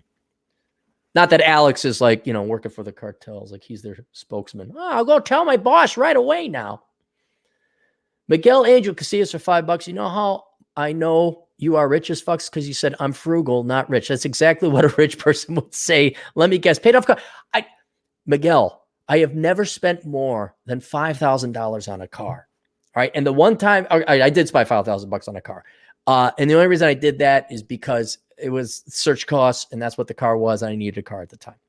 Before that, I think the most I spent, I think I spent $3,500 for the Kia. I pay cash for my car. And I'm not rich here. Okay. I'm rich in some sense in that my standard of wealth, the standard of living I choose to pursue is the highest percentage of my life lived free. Okay. And I've achieved that admirably. I have not answered to some HR fucking Kuantahaha or some boomer fuck coming up on a decade now. Right? It's been a long time. I make my money and then I have multiple sources of income. So if one goes down, I'm fine. When I get the new house, the mortgage is going to be less than what I'm paying for rent right now because rent's fucking insanely expensive. So I don't make that much money, but I don't have that much expenses. I don't buy fancy clothes. I can't get my shoes used out of the shoebox. You too can all live this life too. Because I'll tell you this, and this is in the minimalism seminar as well, starting on October 25th. What's his name? Steve Jobs. He died with $5.8 million in the bank. A billion. What the fuck? All he did was work. I don't want to work. This is as close to work as I get. And even time I need a break for this. Consulting is really hard. I need a break, man. I'm not rich as fuck. Here's the thing. Miguel, the way you will be able to tell that I've inevitably gotten fuck you money, rich as fuck, is the day you don't see me anymore. Because then I won't have to do this to get by. I'll be gone. You just to be like, and every great once in a while, hey, fuckos, what's going on? It's Cappy. And I won't write books no more. And if I do write books, they're going to be not fiction because I don't need to make money on them. It'll just be doing what I want. Then you'll know I'm rich as fuck. Then you'll know I've had fuck you money. The second I start writing my comic book, all right, the second I start writing my Western that I want to write, any kind of fiction, the second you don't see me every day, then you know I got fuck you money. But right now, it's just, nope, I'll get by on my 40 grand. I'll chill out because I didn't buy new. Here's another one. I don't have a copy of. Guys, go get Poor Richard's Retirement. It's basically like early retirement extreme, except I go through the philosophy a little bit more. Tells you how to retire. Now it's probably going to be about $300,000, but you only need $300,000 to retire, right? Hell, I could probably retire if I wanted to, which I don't because I don't know what else I do. But if I want, I could probably just and this is an option. I'm thinking about this. Well, okay, I liquidate my property in South Dakota after it's built. I take the proceeds and then I go retire somewhere cheap. That's rich. When you don't have to work anymore, that's rich. Oh, that's fine. Bill Gates has several $1 billion more than me, but he's not any richer than. Matter of fact, I'm richer than Bill Gates because Bill's going to die in about 10 to 15 years. I got 25 years. I'm richer than him. And I'd argue I'm more richer than him. I'm richer than Bill Gates. Why? Because I really stopped working for a company, even myself, or he's worked for himself, probably about 5-6 years ago. He had to go in y'all, all you gals want to be Sheryl Sandberg. Are you fucking nuts? She's got to wake up at 5 a.m., go in there. She does real work. I mean, I don't like her and I have no respect for her, but I do have respect for her in one regard. She's putting in those 70, 80 hours a week. Oh, yay. You want Hillary Clinton, Nancy Pelosi? Jesus fucking Christ. Why don't you ladies go away and retire and spend time with your grandchildren? What is your life about? I'm richer than all of them. Dave Little, who's working security, just, doing his thing at night, studying up, he's going to be richer than them. Because he's not fucking around dealing with other assholes and people working real jobs. All the housewives who stay in shape so the relationship is good. And they have the children. And they stayed in shape so they got a man who could support them. They are so much richer than, what's her name? The gal for Yahoo's former age. Take whatever corporate executive female you want. They are so much richer because they get to do it and have fun with their kids and their family.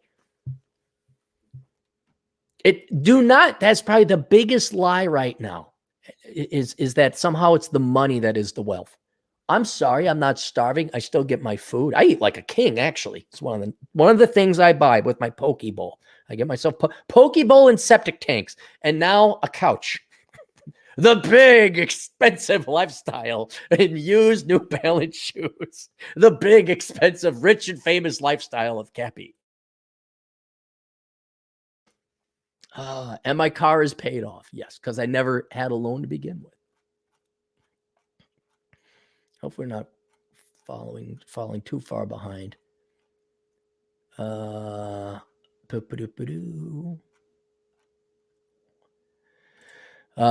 man. Weekend of seclusion sounds suspiciously like a vacation. No one likes hearing talk like that. Sounds like a slacker. What about Operation Evil? Guys, okay, I'll say it again. Let's go through this. Cappy will speak again. This is like talking to women. You have to repeat yourself 5 times because no one listens. Okay. I am taking a 2-week vacation from asshole consulting, not the other work. I don't have that choice. Okay. My weekend of seclusion, I've rented an Airbnb in the middle of nowhere, Wisconsin. I'm picking Elkins up over at the train station because he's a Democrat soy boy who lives in Chicago and doesn't have a car. And he cares about the trees. Then me and him and Doc are going to go have dinner over also somewhere in the middle of nowhere, Wisconsin. I got to look it up. But aside from that, him and I sitting down, getting work done. I'm going to try and bang out analyzing the ROI of the pursuit of women. Our actuarial agent in the field is finalizing the numbers. Numbers are coming in surprisingly close to what they thought that they would. I was like, I might have to change what I'm going to write depending on the numbers. Nope. Nope. Just even worse. Okay. No changes necessary. Going to bang that out. Hopefully be done with it. Hopefully have it published in late November. And then after Christmas, after I relax, after I take things easy, and after I get to the Southern Command, then I will start Operation Evil. I already have an agent in the field doing some research for me for Operation Evil. And I'll leave it at that. But I have to finish this work now before I go on to and Operation Evil will come. The irony is, though, gentlemen and ladies, you won't know what Operation Evil is because I can't put it under my name. The whole point is to sell lies to the dupes of society. And if they know, oh, Aaron Clarey wrote it, oh, this sounds too good to be true. Oh, it's Operation Evil. And it's not even necessarily going to be books. There are actual products I have in mind. It's brilliant. When you're willing to sell lies, there's unlimited opportunity in the world. And so many clients, so many waiting just on pins and needles customers. But that will happen next year. And you won't know it because I can't announce it. Right? So you'll see things in the media. You'll be like, is that real? Or is that Operation Evil? I mean, come on. How many times do you hear some zany, dumbass shit coming out of feminism? Like, oh, what was, like, there's the liberal action figures, the leftist action figures like Ruth Bader Ginsburg, Bernie Sanders. It's a liberal blog that sells them. Is that really a liberal blog? Or is that just a guy doing his own Operation Evil? People are paying, I don't know, $20 for a little figurine of Barack Obama, Ruth Bader Ginsburg. All right, go buy it. The guy who's selling Che Guevara shirts. Yes, communism. James G for $5. Following up, how do you find a business for sale? I'm really interested in understanding how businesses are found for mergers and acquisitions. Thanks for your insight. Contact David Burnett over in Canada. David C. Burnett. I forgot what his website is because he changed it. But look him up. But there's other places you go. There's like brokers that sell businesses. I've never looked into the business of buying a business, but I would definitely hire Dave before you do. Because usually it's not worth buying a business. There's a reason people are selling the business. Maybe now might be a good time with the great and merciful Corona Chan. I mean, yeah, there's some assets going up really cheap. Yeah. I just went through Minneapolis. It's great. For sale, for release. Oh, you all knew it. You're all so smart in the Twin Cities. You all know everything. Oh, gosh. You know what's great? There's no glass in the Twin Cities because it's all boarded up. It's like, We got a couple articles about the Twin Cities. Alex Patino, $5. Your video didn't get monetized because you were mansplaining. You know what, Alex? You may be right. It could damn well be that. Has it really come down to that let's say I'm a guy and I have knowledge of upholstery. I know how to upholster a chair. And then there is a girl and she doesn't know anything about upholstery. Is me conveying the technique of upholstery, is that mansplaining? Because simply in the fact I'm a man, I'm explaining it to a woman so that anytime we want to be mentor her. All right, well, I'm going to have to explain some things to you. Or is that mansplaining, fucking Miss Know-It-All? Like I said, just let them be miserable. Just let them be miserable. Miss, Mrs., or Ms. Thank you, competent man. I did not know that until literally 2 or 3 years ago. I thought it was Miss or Mrs. That was it. And I did not know there was a Ms. And the guy who was telling me it, he said, yeah, the history of Ms., I guess Ms. is as recent as the 60s. Because, they had to make it known that I be a woman, don't need no man. Osama Abdu for $2. Cost money for your course on minimalism on Teachable. Yes, it's $499. And the reason it's $499 is multiple reasons. One, most of you guys don't need it because if you've consumed most of my material, you guys already know the philosophy and all that. Basically, if you're spending less than you make, you don't need this. Right? Two, I am kind of tired, not of you guys, but when I give advice, it's like if you remember the life improvement plan. I get a lot of people that come in, they want to improve their life, but they don't want to improve their life. They want to bitch and whine about it. I'd like to quit smoking. We'll quit smoking. I'd like to lose weight. We'll go hit the gym and stop eating. But no one puts any skin in the game. And so what the life improvement plan is like, okay, you're going to give me $2,000 per problem you have. And when you solve your problem, I will give you $1,000 back. And it's a bet against the human mind and human laziness and human programming, because most people don't have the strength or the integrity or the intellectual muscle to do it. And so I'm tired of it. I want this. Do you? Okay, because if I'm going to waste my time putting together this presentation, you better fucking go do it. And so the best way I found to do that is you make them have skin in the game. And it's worth the price. I know the irony, $500 for a class on minimalism. But if you spend $500 on it, don't you think you pay attention? Don't you think maybe, whoa, I'm going to take this seriously because I have so much of it. If I charge you $50, $50, quit smoking. Would you pay $10,000 to stop smoking? Then you say, whoa, it's also playing on the sunk investment fallacy. Now, it's a fallacy, but the psychological effects is very real too. Whoa, I spent $10,000 on learning how to quit smoking. I better quit smoking. That's what it is. It's also to save people time because, frankly, you're going to spend at least $500 of your time, even if you aren't paid that much, to try to figure out all this stuff where it's like, boom, there it is. And if it gets you to spend less than you make, dude, I'll sleep at night. You know why? Because if I can get you to spend less than you make, that's well worth $500. Also, now you have a retirement plan and you're not filing for bankruptcy. You're not paying that much more in interest and constantly refinancing your credit cards. Yeah, I'll take $500. And by the way, send me a thank you card while you're at it too, if I get you to stop spending more than you make.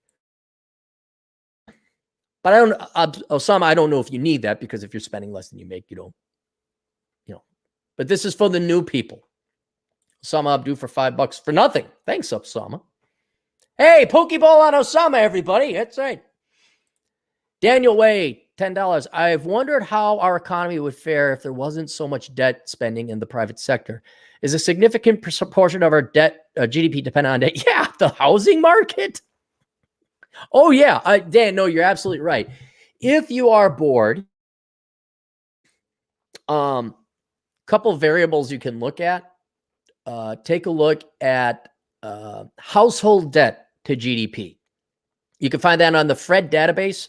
That's on the St. Louis Federal Reserve. So type in St. Louis Federal Reserve Fed database. You go to database, and you could even Google household debt to GDP. That includes car loans, credit card loans, mortgages, total household. Then you can do consumer debt to GDP. That takes out household mortgages. But then you can also look at debt to income ratios. And then I think there's debt service. What's the base? Debt service as a percent of income. And that'll give you an idea as to how much debt accounts for our GDP. But yeah, it's a lot, man. That's a lot. I almost want to say it's the majority simply because, I bet I get used shoes. There was no transaction there. But let's say I want to buy some new running shoes. It's $100. Well, now that's in my credit card. But even larger things like your cars, your houses, your student loans, because they're big purchases, obviously a disproportionate percentage of GDP is going to be financed by debt because usually people don't have 10 grand laying around to buy a car, let alone 30. So yeah, so how would the economy fare if there wasn't so much debt spending? It would immediately collapse. I'd say by half, at least half. But at the same time, prices would collapse. Like housing would be a perfect example. If you couldn't borrow money, like let's say we lived under Sharia law and there was no borrowing. they create new words that isn't borrowing or debt, but they are borrowing in debt, but then they can still borrow. But let's say we actually followed it to the law and there's no debt. What do you think housing prices would be without mortgages? You'd have to pay cash, right? What would student loans be or student tuition be if you didn't have student loans? There would be a fraction of the money going in. Housing prices would collapse probably by 80, 90%. Tuition would be the same thing. Auto loan or auto prices, the same thing.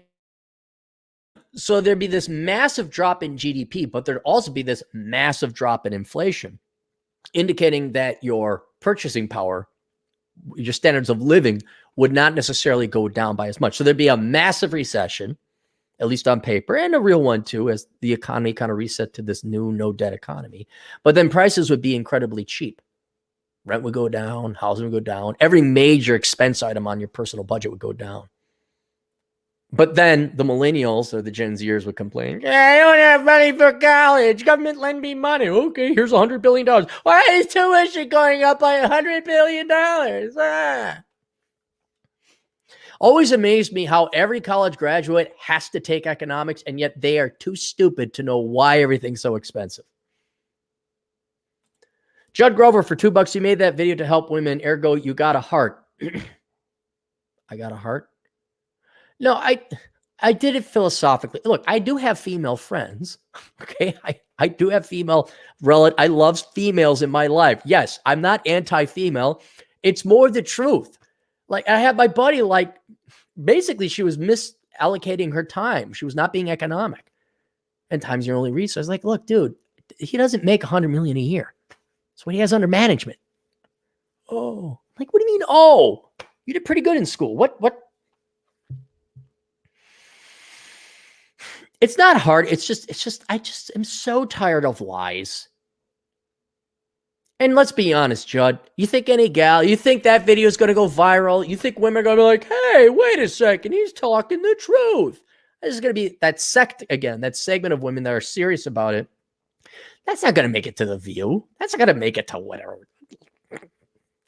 It's like the thing like, well, what if everybody majored in engineering, Aaron? I don't think that's going to happen. Don't worry, human laziness will prevent that. Well, what if every woman started getting hot and losing weight? Yeah, like that's going to have that's such a credible threat that every woman is start going to lose weight, get big tits, and kind of have a feminine demeanor. Yeah, you better look out. Yeah, that'll break your cartel. Judd Grover, $2. Like the Grinch, Clarey Stein's heart grew 4 times that. And Atham, of course, is 99-cent supers. Look things up, Atham. Go on the Google and look things up. John Doe for €2. By the way, you consider Russia part of the West? Yeah, I kind of do. Pre-St. Peter, pre-Peter the Great. I would say no. It was its own thing. Russia is its own thing. It's not necessarily Eastern. It wasn't necessarily Western. But after Peter the Great went in there and modernized things, and Russia is part of the West. Kind of like our mentally impaired cousin, but it's more West than not. I mean, they have the fashion. In some ways, they're more Western than not. I mean, at least they're like, no, we're Russian. Screw you. We like technology. No, we don't have to have Muslims come in. No, we are going to stay Russian. They got cars. They like wealth now. They're their own unique thing, but I'd say they're now more Western than they are Eastern. In part, boring as it may be, historically, predominantly because of Peter the Great. If you want to look at that. That was then derailed and temporarily stopped by the Bolsheviks and Lenin. And after 75 years, I said, let's not do that shit again. Hey, you're a KGB agent. Lead us. All right, I will. And if you look at Russia's fundamentals, like they got no debts or very little debts. They got great GDP growth. Their economic fundamentals are great. They're just horrendously corrupt. So, yeah, maybe even one of the last bastions of the left. Juan, the Aztec patriarch Juan for $5. About to receive my first child support check. Bravo, man. Bravo, Juan. That's awesome. What should I do with it? Think of taking time off from work to spend more time with the kids or the Roth IRA. Well, we're coming in the last months. How close are you to your contribution limit there, Juan? And the good thing with California is like the weather should remain okay. So it's not like, well, I better go with the kids now. You've taken the kids. Look, here's the thing with kids, Juan. You know, I'm no father, but I play one on TV. You're spending time with them. Go do to the local park. The fact you're just spending time with them. I know they like going to the national parks and this park and that, but maybe Big Sur. Well, that's pretty far away, I guess. You don't have to go to the biggest nationalist parks ever. Throw the money into the Roth IRA. Do that first. That's the wise thing to do. Then take your time and spend it locally with the kids. You don't have to be the world's greatest dad. You just have to be a participatory dad. And that's more than the average American kid gets. Although I would take a picture or scan in the check and frame it for your first child support check. I would frame that and put it above your mechanic bay. Oh, geez, we got a lot here. Hang on. Ba-da-ba-da-ba, did I get the $19 one? Let me make sure. 1027. Let me make sure I got Joe Am because it's $20. Cappy, how long at the election should I wait to buy a house? Thanks for the great videos. Keep it up. I wish I knew, Joe, because I don't know who's going to win. I don't know what the reaction is going to be. And it depends on where your house is. Boy, that's location specific. And it's also specific on your personal situation. Like, have you done reconnaissance? Have you figured out where you want to live in the United States? If you haven't, don't buy a house. Like if all of a sudden, like, I guess the best thing to happen would be Trump gets reelected, the leftists riot. So much so that housing prices collapse, but I don't see that happen. Let's just say that happens. Trump then has to print off several $1 trillion more, and you buy at this theoretical bottom where houses respond to the crisis and the burning and the looting. But then inevitably the new money floods in and raises the housing prices once again. But I would not let the political, especially on the national scene, determine whether you buy a house. That is a very personal decision, very specific to your personal situation in life and the location that you're contemplating buying. So that's what I would do. Judd Grover, $5. Whether I am serious or sarcastically joking with you, thanks for always being a good sport captain. Take the $5 for Pokeball fun and enjoy your weekend. I will. I will, though there's going to be snow hitting central Wisconsin. So I got to, on Sunday when I go down, I got to be careful. I may take the car because my truck's got rear wheel drive and that doesn't do too well in the snow. But yeah, the weekend, I got to do something. Oh, I'm going to visit my grandma hopefully this weekend. Grandma's still alive. I'm going to visit my grandma. That'll be good. The Competent Man for $5. Stories about Gates working till 11 p.m. most nights. Yeah, rumor that Jobs knew you had a health problem but ignored it so long it became terminal. Right. I'm not going to be those guys. Yeah. Hey, what does Bill Gates do with his money? He wastes it on liberal politics. Like, I get a kick. Like, oh, look how many billions. What's his name? Gates is spending on whatever, Africa, poverty, the children. I'm like, oh, compared to the tens of trillions governments have spent over the decades that haven't done anything. Oh yeah, your little pubic hair of money there, Bill, is really going to change lives. He wasted it. That is the tragedy. What Bill Gates should have done with that money is anything but give it to charity. Charity doesn't work, guys. Hasn't solved one fucking thing yet. You should have given it to venture capital, really. He should have funded other businesses with it. Create jobs, create new technologies. That's really what gets people. Hey, give the things to the poor people in the mud huts. Why are they still poor? David, 128 car payments suck. Never doing that crap again. Yep. In Poor Rich's retirement, you could, I did the numbers, you could save up three quarters of a retirement account. Just paying cash for cars, not getting a lease or borrowing. Swallow Blue for $5. Think of writing a book about the corruption in modern U.S. universities. Okay, here's a question. Why? Everybody knows it. Nobody cares except people on the right. And even then, people on the right don't care because then they still send their fucking kids to these corrupt universities. Nothing good for my little princess. Again, I will point out a show called Garage Logic. Great show. Tune in. I think it's one of the higher ranked podcasts. Conservative, we must do something. Co-host, yeah, man. They even call it the Academy and how it's sad. Again, what does the co-host do? Send his daughter to an overpriced liberal arts college. Fuck it. No one cares. Parents want their kids out. They want the kids to brag about they got accepted to the fucking durkity school. Oh my God, she's so smart. 5 years later, living at home, she's finding herself, Trump's making it hard for people with creative writing degrees to find jobs. And then the kids themselves, look, Worthless tells young people what they don't want to hear. They want to go to heaven.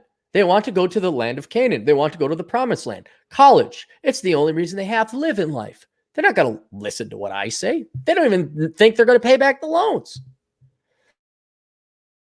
Why don't you write a book on dieting or being a good person or sacrifice or living frugally? Why don't you write about the merits of eating vegetables? No one wants to hear it. They like their corrupt universities.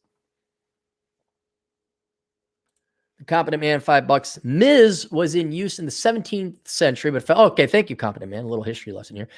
Ms. was used in the 17th century, but fell out of favor and revived by feminists in the 60s or so. Ms. is for mistress.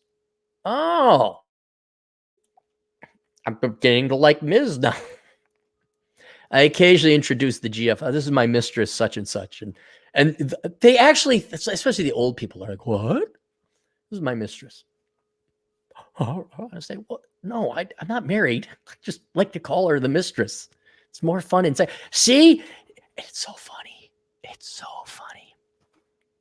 People like, when are you going to put a ring on that? Why don't you get married? Because I like to have sex. And then nearly everybody laughs, including women, because it's fucking true.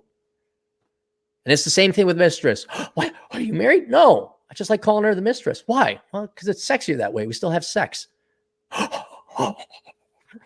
It's so funny because we know that we're married and we don't have sex. Everybody knows. Everybody knows. And it shuts. I want to get married because I want to have sex. And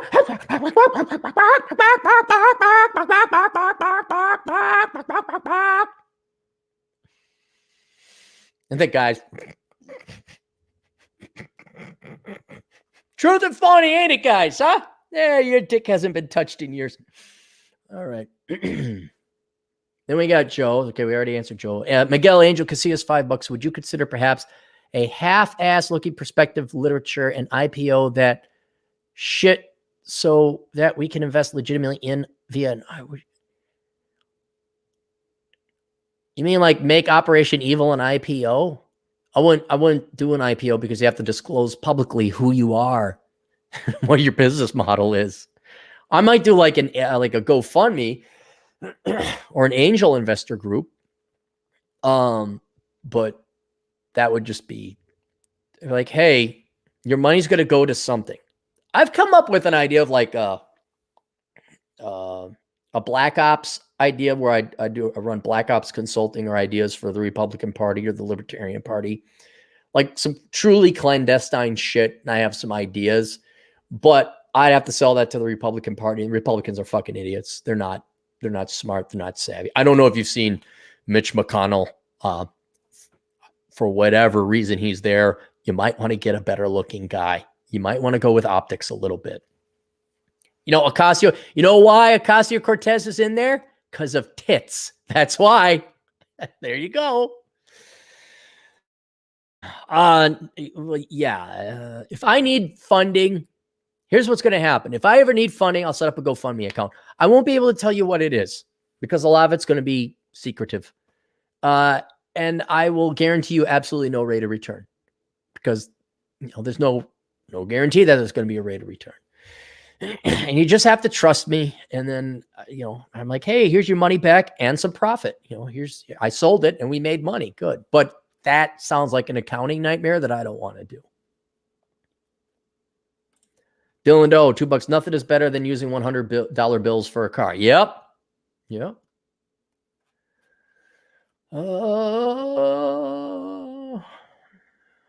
Finally catching up here. Big Vis 497. Cappy, you should watch some Stefan Kotkin Russia lectures. Guy wrote an excellent series on Stalin and knows his stuff. Entertaining too. All right, I will. I read Robert Massey's book. This is the only reason I know about Peter the Great, but Stefan Kotkin. And I've kind of had my fill of Russian history. But, for podcasts when I go to sleep, I might get more of that. Okay, this I can't have fall down. Come on. Paper. So maybe I'll take a look at that.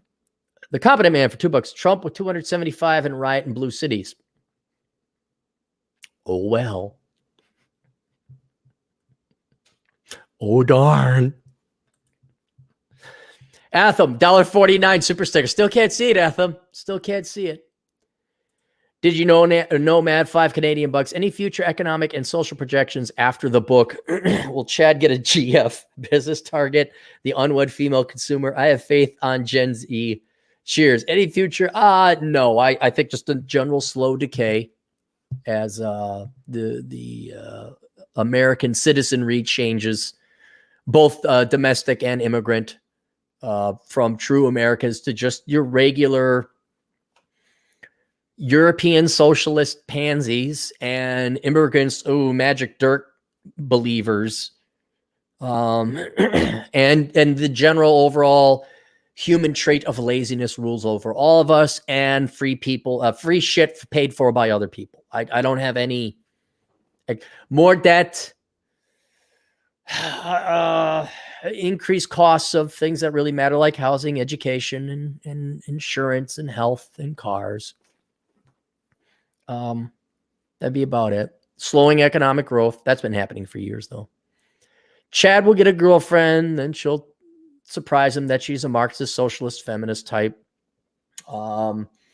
Chad, I don't think will get married because he's too short. And I say that as a friend, and love Chad like a brother, but he's just too short. He's 5'8", 5'7", and girls don't like guys that, makes more than enough money. He's everything those girls want, except he's short, and that's enough. So I think the only way Chad would get married is if he found a gal over in Asia. That's really the only way I think you're going to see it. Businesses target the unwed female consumer. Yeah. Oh yeah. That's going to happen. Read The She-Economy by Morgan Stanley. Also empowering and brave. I do believe I wouldn't have made these videos. I'm going to make some more targeting women. I do believe there's going to be a segment of women that are not going to revolt, but they're going to put their own self-interest ahead of the hive and the feminist religion or narrative or Borg.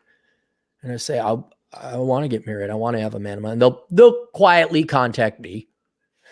They'll go out. They'll diet. There are gals that do it. There's gals that work out and are good gals and stuff. That's why, I think there's going to be a market, but for every one of them, 10 to 20 gals. And you're going to see that sunk fallacy investment or sunk investment cost fallacy again. They're going to double down. If boomer women are any indication, especially feminist boomer women are any indication, the empowered, rah, you go girl boss careerist types, especially Gen X, but especially millennial gals, they are definitely, that is going to be a growing demographic. That'll be curious how that sect or trait dukes it out for the future of America, because in their eyes, everything is about the womans, and they're all oppressed, yet they want all that. And we're powerful, strong, but we're all oppressed. We are female is future, but we're oppressed. Don't you mansplain to me, but I need a mentor. That's what I'm going to. I don't care that AMC is closing down. I don't care if Hollywood doesn't produce another movie. I got more entertainment just watching the 20, 30, and 40-something-year-old women just get old. Okay.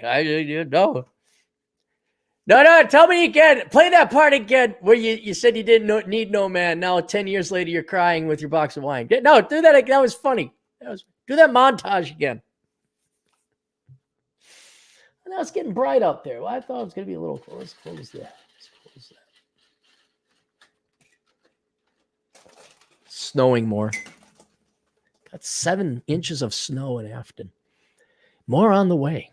Not even November. Nieces love it. Oh, boy. Adventure. Snowman. Snow woman.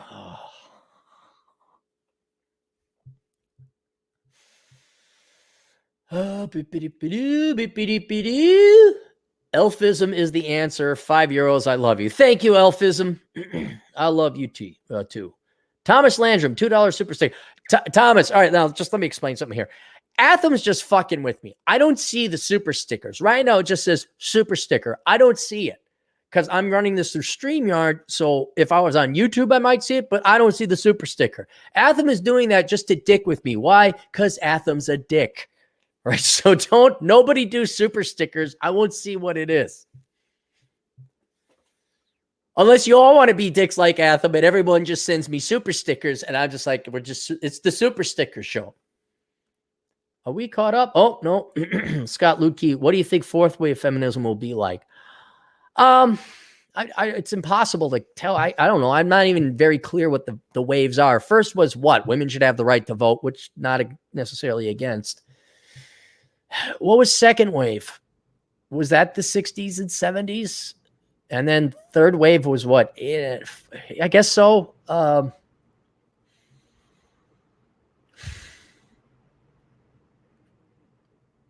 think following the trend, they got rights. Then they wanted privileges where you are treated better than other people. Privileges over men, affirmative action hiring, stuff like that. I think what they're going to go for next, which they already have kind of gone for because feminism is communism, they're going to want to have everything paid for. They're going to say that their rights is to womb to tomb, that they should be taken care of. But like all communist socialist groups, they're running into this hard physical limit that you can only transfer income and wealth. And what I think, and again, you start seeing sprouts of this, they're going to want to start transferring other social things like beauty, which they are trying to do, making fat beautiful. They may go to the point that, okay, we can't get the non-financial things in life that we want. How can we get the government, via men, because it's feminism, to pay for what we want? So you're not gonna be able to enslave men to become sex slaves. All right, that's not going to happen. That's beyond the pale. So they're going to go towards other things. I think they're going to go into their own world. They're going to claim they want other things. They want society to admit that things are beautiful or wonderful or better or superior. But they're going to retract into their own world, and they're going to try to eliminate men from the participation of humanity altogether. And I'm not talking like kill men. They're going to want government, egg freezing. They're going to want surrogate fathers. They're going to want, they're going to go to a point where we don't need men anymore. We just need sperm. I think that's where some of the more radical, like the fourth wave, will go, is they're going to try to completely unhinge themselves from men to have families if they want to have families. But as it still pertains to men, they're going to have men pay for everything. They're just going to want socialism, full-blown socialism. And why I say they're going to retract into their old worlds, because once you take money and let's say you achieve communism, they're never going to stop. Again, at the end of World War II, you know what the soldiers did? They went home. Feminists, that requires you get a job. They will keep going. And so you can already see a hint of this, where instead of women's studies, now it's gender studies and it's intersectionality. It keeps going more granular and granular to the atomic level, where it's pointless. It's pablum. There's nothing new to discover, but they're going to go insane. And so they're going to come up rituals. That might be another thing. It might make the jump to religion, seances, weird ass shit like that. Gaia worship. It's already insane, but it's going to be completely unhinged. That's okay. I'm sane. I got my health.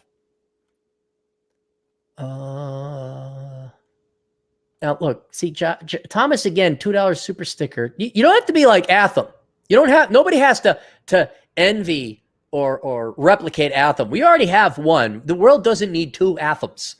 All right, one is enough. Trust me. Me and Chad had to tolerate him. Bacon, fuck you, Bacon. Fucking Bacon. Hey, you know what? I'm gonna download some of Bacon's podcast at the goddamn Bacon. Bacon.com. The goddamn bacon.com. $1.49 super sticker. Bacon, are you still recording on some shitty ass platform that has bad audio? Or have you finally decided you could drop the $100 a year on some podcast host and record with some simple software and a simple mic with a blue band-aid, a rubber band around it? Zeranx for $5. Third wave feminism was the 1980s. Fourth wave is intersectional. Okay. So what was third way to feminism? That was kind of the girl and probably anything you can do, men can do. That's what my teachers were telling me in the first and second grade. The problem with having a feminist teacher in the first grade is you're not tall enough to punch them in their fucking face. You got to jump up and you're still too short. God, I hated those. They hated little boys. Like, how do you hate little 6-year-old boy? I can see if they're misbehaving. I get that. Well, how do you bring politics into little 6-year-old kids?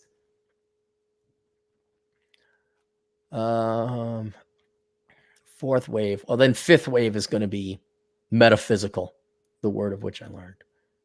All right, we got that. Let's get through our sponsors. Look at all this.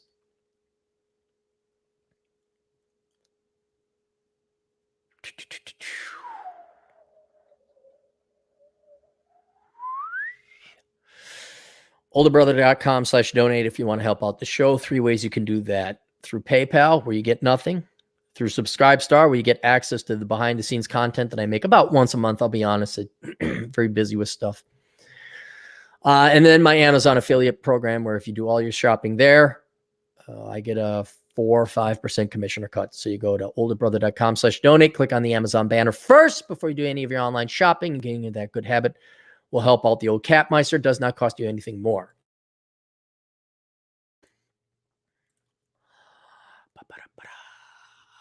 CommonSenseCoffee.com. Go there, you get your non-communist coffee. Check out our buddy Better Bachelor, Joker, over at his channel on YouTube called Better Bachelor. Also check out Red Pill Men's Health at redpillmenshealth.com. Turd Flinging Monkey, you can check him out on BitChute. Some of the finest economic analysis out there, because he calls it what it is. It's communism, but it's somewhat repetitive now, but I guess you got to repeat yourself to get the point across. But he also has a book out there called 13 Rules Not to Be a Cuck, which makes a great introductory course for any 16 or 17-year-old kid who doesn't have his father around, which is about 80% of you. But my dad still lives in the house. Yeah, when's the last time he told you that you need to take a punch to the face and learn to fight? Did he not say that ever? Well, then I guess you have a present but absent father. If you don't know what that is, go buy the book, How Not to Become a Millennial. Terrence Popp, check out his book, The Killer of Killers. Good kind of sci-fi death world kind of thing going on. 405media.com. My book, How Not to Become a Millennial. Available paperback, Kindle, and audiobook. Adam Pickett's book, Pushing Rubber Downhill. Check out his website, pushingrubberdownhill.com. The League of Extraordinary Podcasters, which includes The Masculine Geeks, The Goddamn Bacon, Jack Napier at Red Evening. You search that on YouTube. Rob Says at robsays.net. The Black Brigade at blackbrigade.org. Rollo Tomasi on YouTube. Rich Cooper at Entrepreneurs in Cars. Ryan Stone, spelled R-I-A-N. Ryan Stone on YouTube. Troy Francis, pickup artist with a British accent who looks like the James Bond guy. And Sterling Cooper, if you want to check out his YouTube channel as well. A bunch of new guys on the podcasting scene. Academic Composition, go to academiccomposition.com. Have Alex and his crack team of writing staff write your college papers for you, because you don't need to write lies and deceit and bullshit about how people with peni are bad and people with white skin are bad. That is just a way to enrich liberal arts majors who couldn't get jobs but went on with their dad's rich money to get master's degrees in the liberal arts so they could teach you how you're a bad person. You're bad. Free shit for everybody, but this time different. Without the starvation, we promise.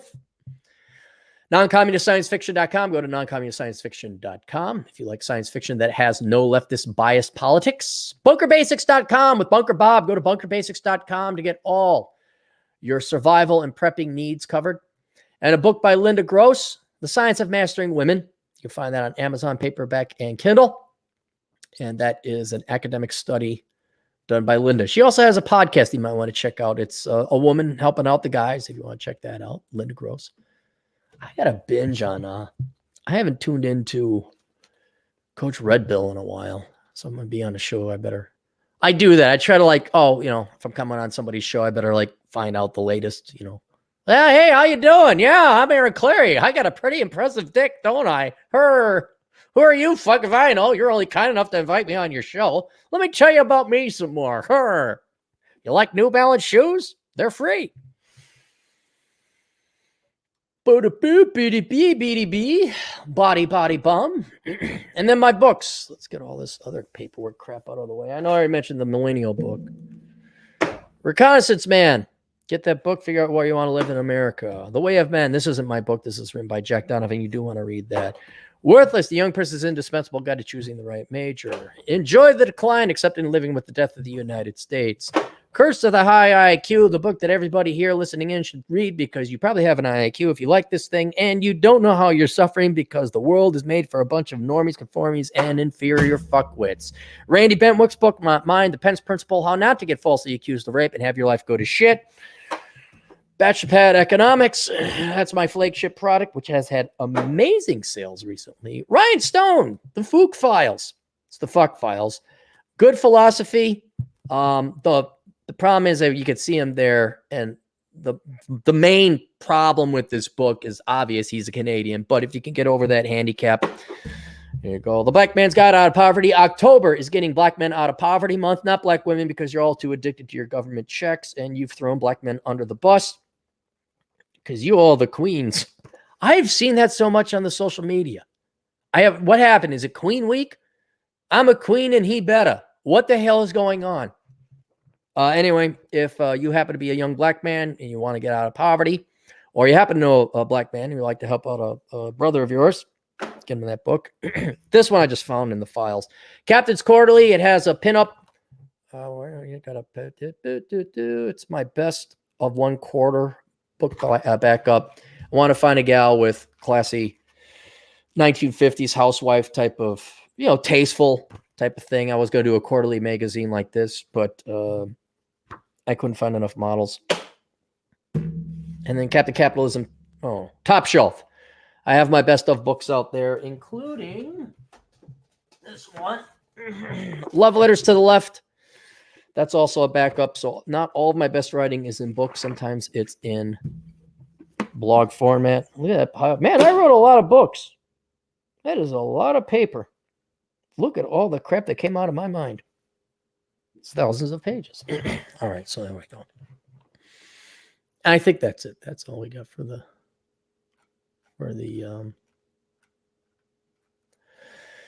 advertisers. Bacon started a rock revival. Oh, wait, where did the other one go? I'm sorry. My apologies. New one. The Path to Happiness, The Road to Freedom by Michael Seacrest. He dropped this in the mail. I haven't read it because he hasn't paid me to read it, but he did drop it in the mail. And frankly, I can't remember if he paid to advertise or not. I'm just doing this because that way I don't have to worry about it.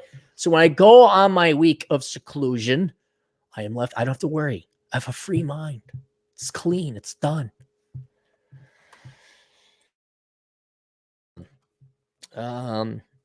Have you ever wondered why so many people seem so unhappy despite living in such a technologically advanced world? Do you ever ponder what makes people truly happy? Do you feel like something is fundamentally wrong in the world, but you cannot quite explain that? If so, the path to happiness, the road to freedom, is for you. From explaining how freedom fundamentally produces human happiness, okay, that's an interesting connection, to outlining a means to achieving that freedom in our personal lives, to providing a framework for building a future society that incentivizes humans to live their freest and happiest life. People don't want that, Mike. They want free shit and excuses as to why it's other people's fault they had more kids than they could afford and they majored in dumb crap and committed crimes. That's what people want. Oh, and the women also want to be told that big is beautiful. All right? So I don't think they want to have the second part of the book. Don't worry. You'll discover your own Operation Evil pretty soon. This book can help you not only understand, but articulate how we can build a better tomorrow. Oh, a better tomorrow, because that's just what society is all about. Once you get old enough, you hang out with enough humans, you'll realize, yeah, they deserve what they're getting. They absolutely deserve what they're getting. Yeah. Yes, Queen. Yes. That, I don't know what happened.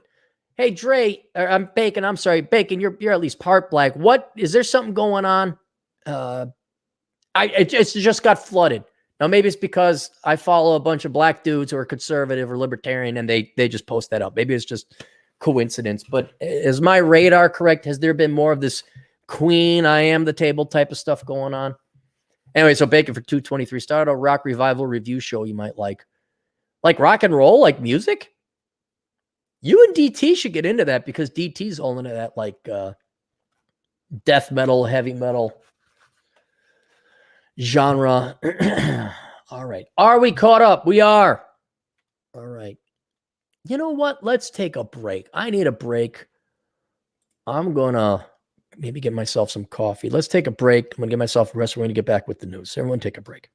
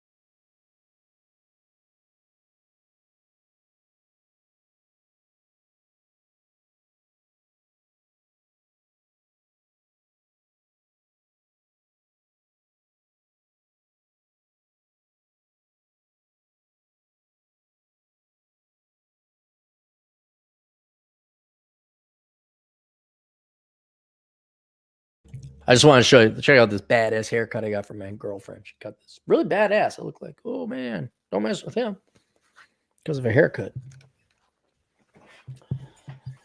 All right. Bacon for 223. The Black Queen has been a thing since the 90s. Yeah, I know that. But it's, I don't know, this past week, I've just seen it. Yeah, just, well, you know. Of various poses and sayings. All right, some good news. Justice Store closing, 600 plus locations to shutter as part of Ascena Retail Group bankruptcy. See, Liz, I will tell you this. I was, I think, in Henderson, Nevada, and I'll get rid of.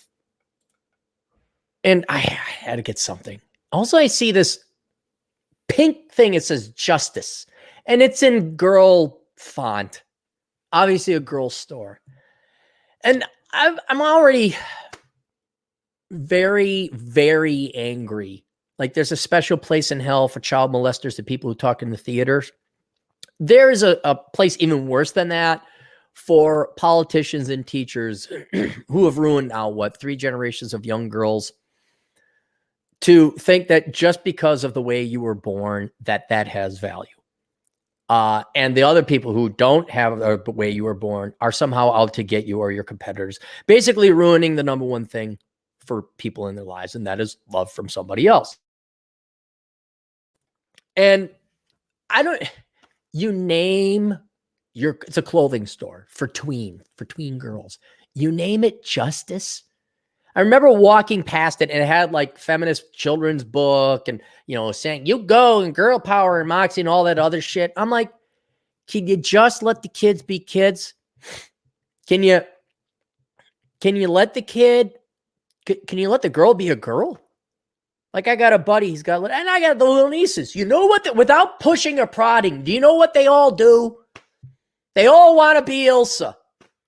Doesn't matter. I've seen little black girls, like the trick-or-treating story another time. There's black, there was this little kid. He's like 3, black Captain America. And that kid wanted to be Captain America. He didn't care what Chris said. He wanted to be Captain America. And dude, kid had his shield. He had the outfit. And he was just excited. He's getting candy. And his old man's there. I'm like, I don't know about you, but I feel a lot safer knowing Captain America is here. But wow, the little boy chose Captain America, and the little girls always dress in Elsa. Even at that, say, look, if I'm going to take the nieces out, they can't be wearing Elsa dresses. Put them in pants. Let's go. We got Avenger time. They're not running around with their fucking wand, singing "Let It Go, Let It Go." Like, shut up. I know how the song goes. Never seen the movie, but you've sang it enough. I know it by word. Shut up. We're getting ice cream. Put on pants. Where the hell was I going with this? Oh, so they naturally gravitate towards being girls. It's natural. Don't fuck you. It's a social game. Shut the fuck up. So now you got to ruin that with there's these boys. The boys are icky and gross. And this goes beyond that, like, oh, boys are gross and the guys are getting frogs and putting it in girls' desks. Okay, that's natural. Girls are icky. Boys are sugar and spice everything nice. Got it. Okay, that's okay. But now that they're becoming young ladies, they're about to hit puberty, a curiosity in boys. No, justice. Let's just take the fucking hammer of politics and crush their little children hoods and bash it up. It's like, there's a war going on in them.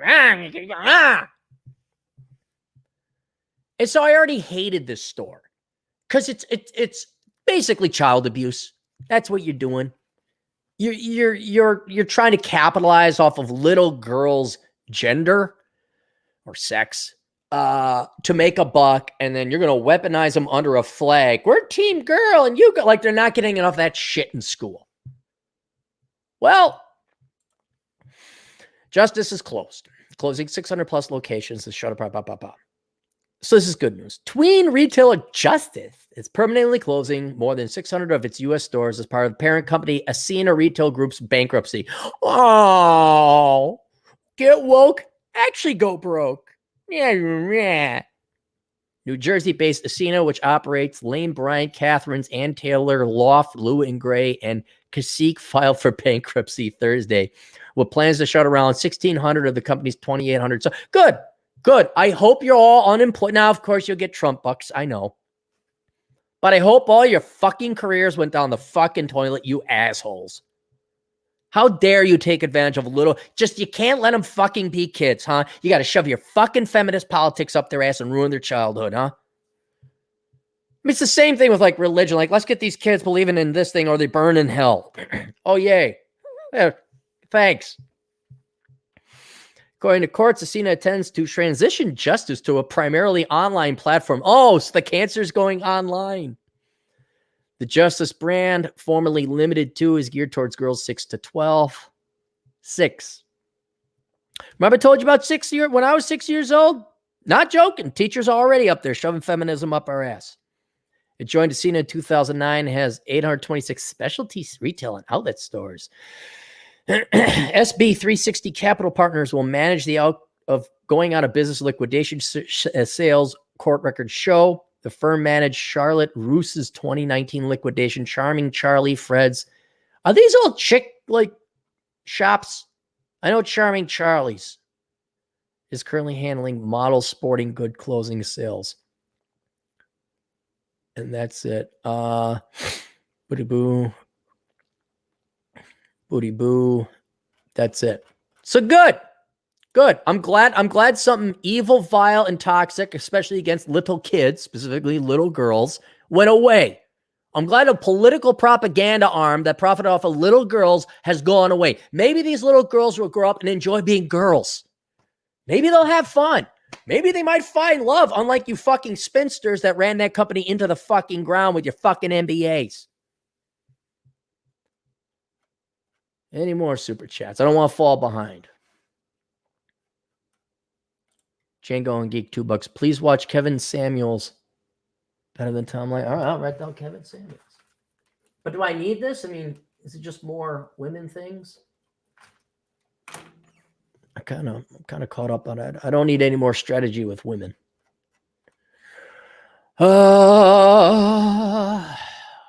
Public transit ridership off the rails during COVID-19 pandemic. Let me give you the background on this. Minnesota is not Chicago. Okay, Minneapolis and St. Paul, not Chicago. We are largely a car community. And we have a bus system, but that wasn't good enough 10, 15 years ago.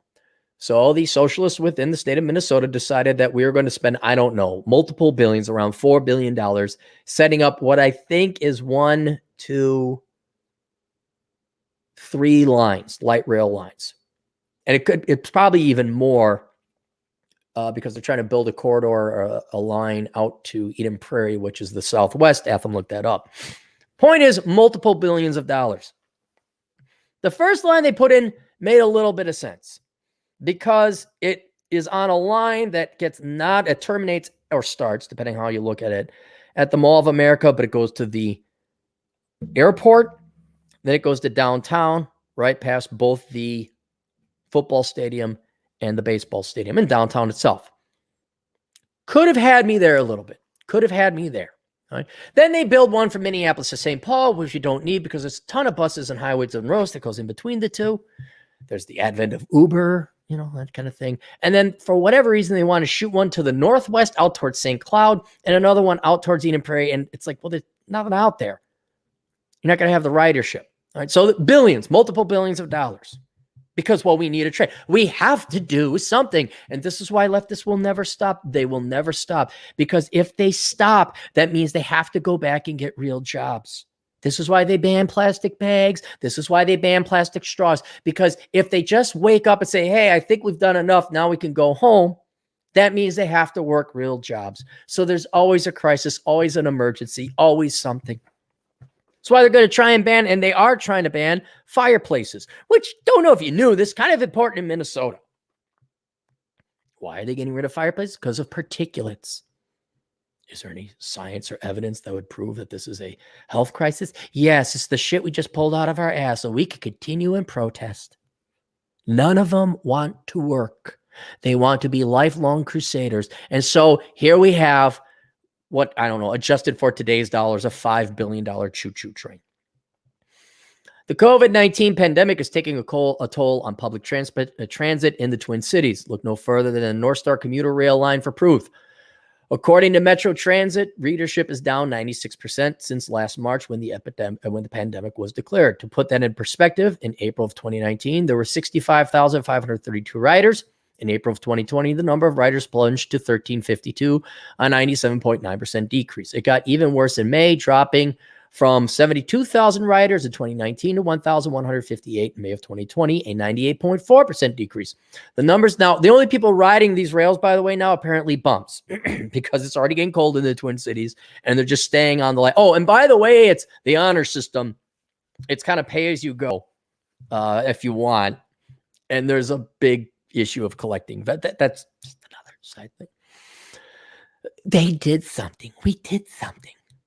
I'm just wondering what $5 billion would have done for poor black dudes and dudettes in North Minneapolis and East St. Paul if we send them to Dunwoody. What if we took the $5 billion and say, hey, kids, here's some training over at Dunwoody. Here's some training at Hennepin Tech. I wonder if that would have helped out. Oh, no, we need a shiny new choo-choo train because we just so much care about the environment.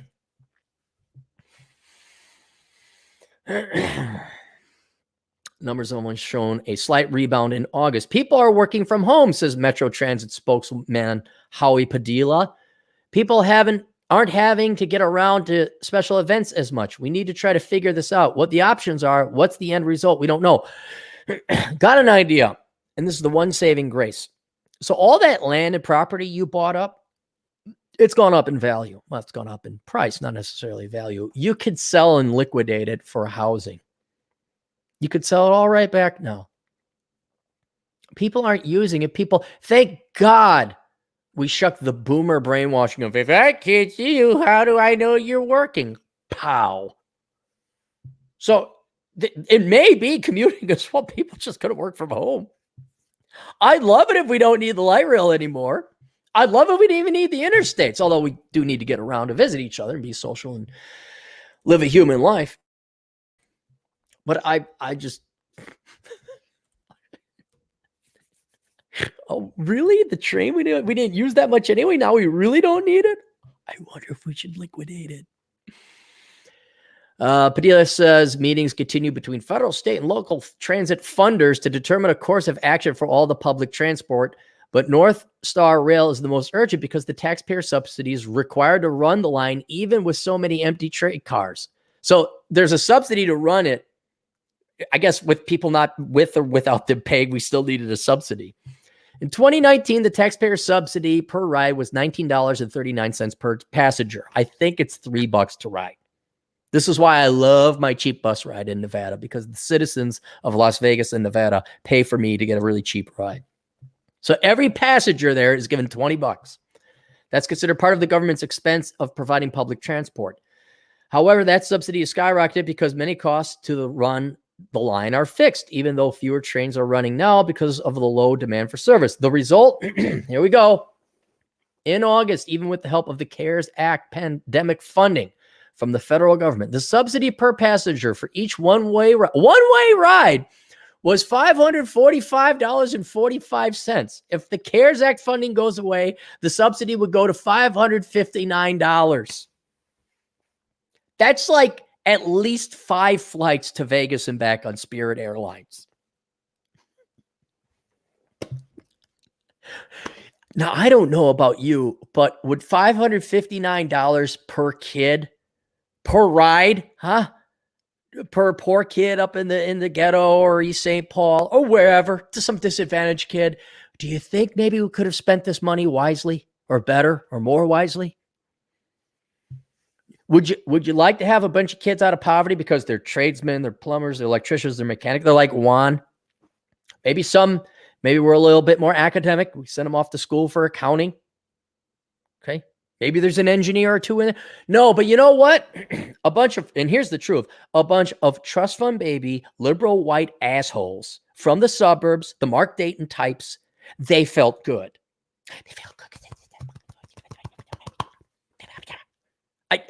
And to whatever, we could say black but minority people that are listening, I cannot emphasize this enough. This is a perfect example. Liberal white people don't like you. They don't care about you. They want to use you. If they actually gave a shit about the plight of black people, Hispanic people, whatever other disadvantaged group, they would say, whoa, wait, hold it. Well, one, they wouldn't just say follow your heart and money would follow. You'd have a little bit more of a angry father figure like me. No, dumbass, you're not going to school for that. You're not going to school for African-American studies. You're going to school for plumbing. You could study African-American studies for free and get the same thing, but you're going to go to school for become an electrician. I don't like to hear that's too bad. I'll go to Dunwoody. But they really they don't care about you. They don't love you. They want your fucking votes. That's it. I don't know how much we got to keep pointing out the proof that pretty much every Democrat city, the black community is usually dead last in terms of standards of living, poverty, crime, life expectancy, safety, all the measures of standards of living. But they got the choo-choo train. Yay! Suburbanite soccer mom, trust fund baby woman, running for public office over at the state city council government office. Yay, I got the choo-choo train, feel good. Meanwhile, Jamal's still poor. But no, see, they said they care about you, and they told you what you wanted to hear. So let's vote for them again. $559 fucking dollars just gone for a ride. You could run a limo like 8 times. We need to take a look at the whole transit system, but especially what our options can be with the North Star and how we can stop that bleeding. Representative John Kosnick, Republican Lakeville, told KSTP he is a member of the House Transportation Finance Committee. Kosnick says that's a complex problem. Shut it down. The Twins games aren't going on. People are coming to Minneapolis for entertainment purposes. They're not coming for business. The commute has evaporated. The demand has evaporated considerably. Well, maybe if you stop burning down buildings. See, but the naivete, even on Kosnick's part, this was never about providing public transportation. This was to make liberal politicians feel like they were doing something. They're feeling good. I'm doing something. Yay, me. It's ultimately so I don't have to get real jobs. North Star might be down the steepest, but all public transport ridership is down dramatically during the pandemic. The light rail blue line between Minneapolis and the Mall of America is down 73%. The light rail green line from Union Depot to St. Paul to Target Field is down 69%. Ridership on the buses, that would be your baseline, is 63%. But a booty boop, booty booty boop, booty booty bee. So there we go. Related. From Fox News, Mayor Fry, Minneapolis is turning the corner. This is 3 days ago. I was in Minneapolis 2 days ago. The bars and the restaurants in Lake Street is still burnt down. You haven't even picked up the trash, Jacob. You haven't even cleaned up the burnt down buildings. You fucking lying sack of pussy shit. We're turning what's that like being a leftist politician? You just get to say whatever you want, and it has to have no bearing in the real world. In a one-on-one interview, Minneapolis pussy extraordinaire Mayor Jacob Fry said he believes the city is turning the corner after the police killing of George Floyd and his summer of civic unrest. To say riots, it's a daunting task, undoubtedly, said Fry. It's on me, and it's also beyond me. And what are you going to do about it? It's been a difficult time for most major cities in the U.S., but the issues in Minneapolis are particularly acute and chronic. We are confronting a series of crises sandwiched on top of each other, said Fry, noting the COVID-19 pandemic, subsequent economic downturn, and the reckoning following the killing of George Floyd. Fry said his priorities are making sure the city remains safe and the recovery continues. Oh, really? Like cleaning up the burnt down buildings? I got the little nieces. And before we have fun, I'd say pick up the toys. Toys all over. There's carpet under there somewhere, but you can't see it because there's so many toys. Pick up the toys. Pick them up or we're not going anywhere. Begrudgingly, they pick it up. Like the little one grabbed one Lego and put it away. That's more pickup than anyone in Minneapolis has done. Because that's work. Just clean up your shit. I don't care what the insurance. Well, that's insurance. So that's not our response. If I was the mayor, I would start firing off all the nonprofit, touchy-feely diversity inclusion people we just hired for $100,000. I'll say, you guys are out. We're taking the money. Demolition crew, get in and start cleaning up. Go to the citizens like, all right, we're going to clean up your place. We're going to take away do it. You guys want to come to the Twin Cities? Drive down Lake Street. West of 55. Oh, you can go a little bit east of 55 and go all the way to Uptown. Where all the cool, hip action is. Like boarded up windows.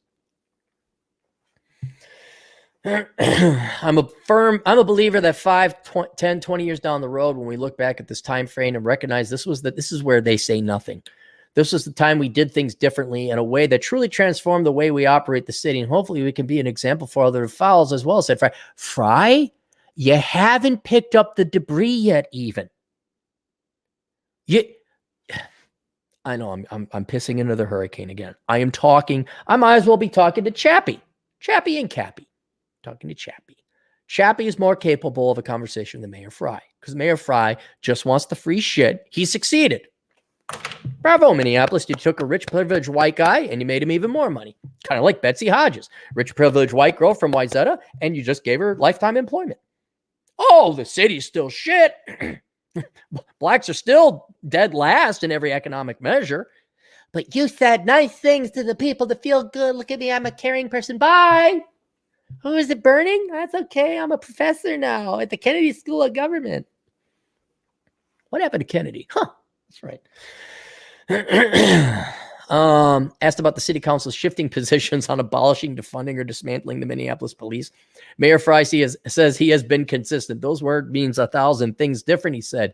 Fry says he supports the city's current efforts through the Office of Violence Prevention, including the violence interrupters of the Minneapolis. See? Now, here's what Now, I'm going to have to explain this to you because you guys aren't smart enough to pick up on this clever thing they just did. Minneapolis is spelled Minneapolis, like metropolis, polis, I think meaning city, or Greek, there's a Greek word. So Minneapolis, I think Minia was an Indian name, and polis meaning city of the Indians, or city of this particular Indian. But instead of IS at the end, they put US and they put it was capitalized, meaning Minneapolis. Get it? You see? See what they did there? Those clever socialist, Marxist, fucking ballless pussy wonders? They put a US so now everything's okay. Everything's fine. Blacks now make the equivalent to whites, maybe even Asians. Because fuck Aaron Clarey's plan to take that money and send them off to the Dunwoody School of Trade. That would no. We put a cute little U.S. at the end, and all us rich white people from Kenwood and Crocus Hill. By the way, anyone listening, if you want to really riot and protest this next, let's say Trump wins, and you want to riot in the Twin Cities, it doesn't do you any good to riot where immigrants basically have set up their shops. You just really pissed. They were already. You got to go where the power is, and that would be Kenwood in Minneapolis and Crocus Hill. Okay. Go to figure it. Come on, guys. You couldn't figure that out. You torched your own neighbor's house. Go to Kenwood. Okay. Don't go to where the offices and the buildings are. No one's there. Nicollet, what are you doing down in Nicollet? Go to Kenwood and go to Crocus Hill. That's where the real power brokers are. You want real change in the Twin Cities? That's where you go protest and riot. Who knows? Maybe occupy a house. The nice houses. Rioting on Lake Street. That was tearing down the Hexagon bar. That made a statement. Minneapolis group violence intervention, Project Life, mental health responders, and decriminalizing addiction. But if by defund you mean simply get rid of all the police, no, I don't think that's smart. We need law enforcement in our city, said Fry. Dude, every Minneapolis cop should just walk.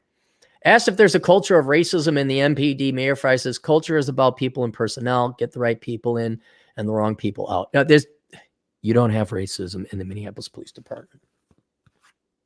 You don't.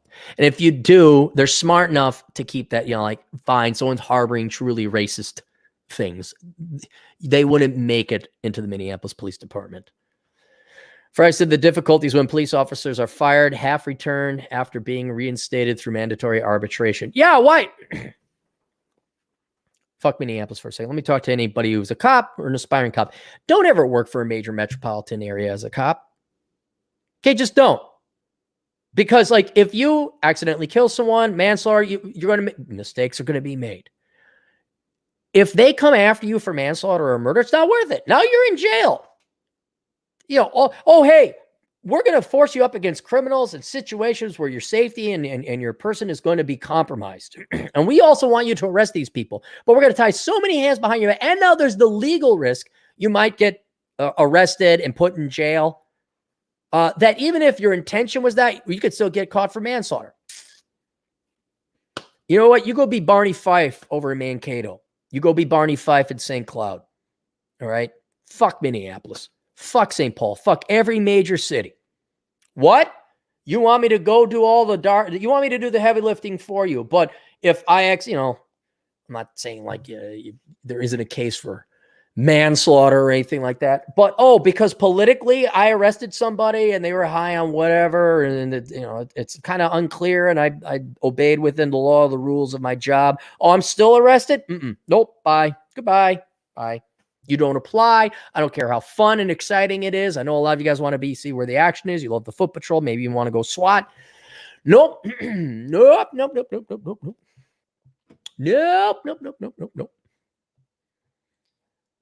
In imagining what the Minneapolis Police Department looks like in the future, Fry says he's not going to give a slogan or a hashtag. What?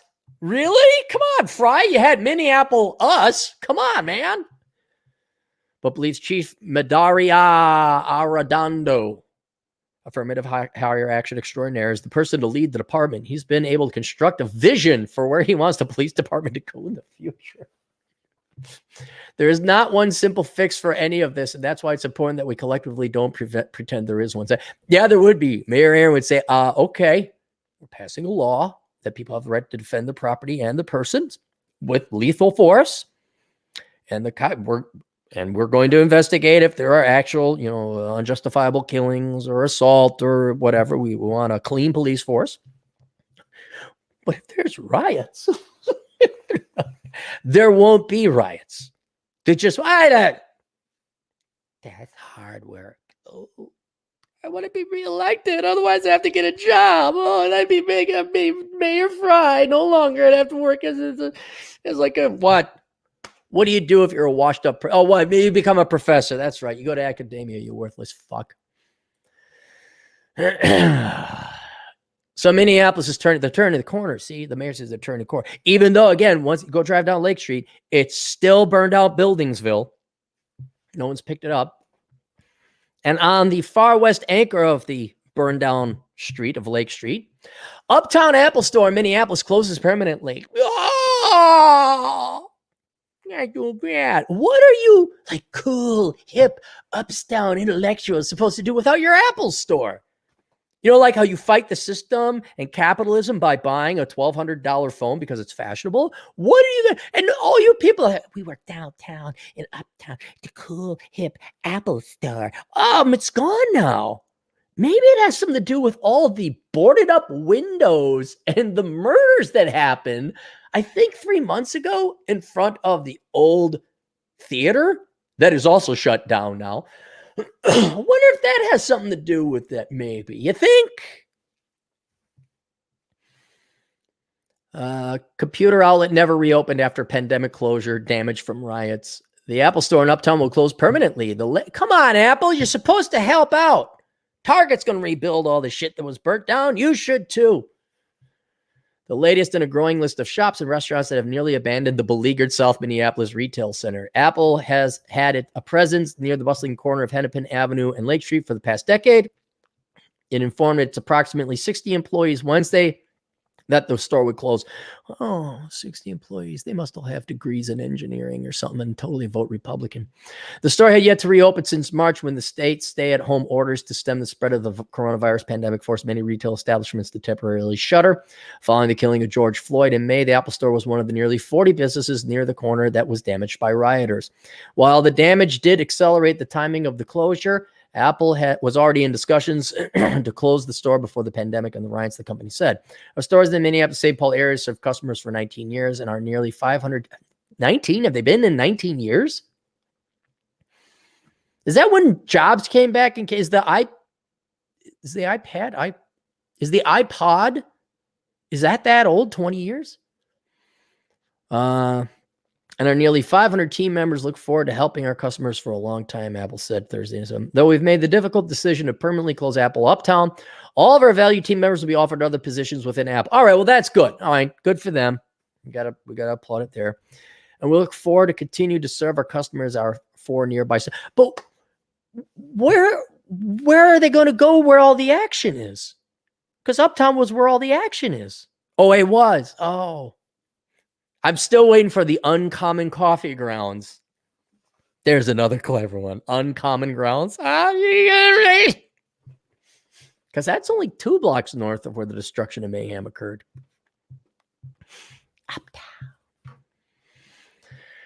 We look forward to serve our customers. Early last year, neighbors Columbia Sportswear and North Face shut their doors following the departure of Victoria's Secrets the year before. Canadian outwear company Acerteryx left last fall. The Urban Outfitter stores has also been listed as possible for sale or lease. Come on, Minneapolis is just a pro-business city. Come on, they're a community. Come on, you get in there. The Southwest Journal reported MAC Cosmetics closed in January of this year after City Pages, there's a winner, reported its storefront was up for sublease. Restaurants haven't fared much better. The popular Sushi Tango across the street from Apple Cal recently decided not to renew its lease. I've been to Sushi Tango. I remember going there after teaching dance class in St. Louis Park. Atham, look it up. There was a cute waitress there, and I was playing my game. And then this is funny. She said she was Spanish. And I said, oh, you ever eat Don Quixote? And she looked at me like that. Like Don Quixote, the guy that charged the windmills? And so I was stupid. We're way back. Dumb Cappy. Stupid Cappy. So I thought I'd impress her. I went to a used bookstore and I got a copy of Don Quixote. I wrote my number in it. And I said, I ordered my sushi. And I said, here you go. My number's in there. Give me a call sometime. I'll take you dancing. Never heard. and then the clever schemes and tactics, kind of like, I'm not wasting my time. There's no more pearls before swine. No more clever. No more going. God, you wasted what? At least an hour on that one. Going and finding an old book of Don Quixote. So that was at Sushi Tango. I don't even think she knew the guy who wrote Don Quixote. Who was the guy who wrote that? He was a Spanish. I way overestimated the intelligence. Another restaurant, Fig and Pharaoh, closed in May. Chicago-based North Pond Partners, owner of Calhoun Square, plans to rename the struggling center 7 points because Calhoun, what they turned out that Calhoun, whatever his first name was, owned slaves. And there's a lake just a couple blocks down the road from Calhoun Square called Lake Calhoun. And they renamed that because, once again, this guy owned slaves, 200 years ago or whatever. So now they're renaming it 7 points and undergo a multi-million-dollar makeover to revamp the center and convert parts into offices and possibly apartments. Why? They're just going to burn it down again.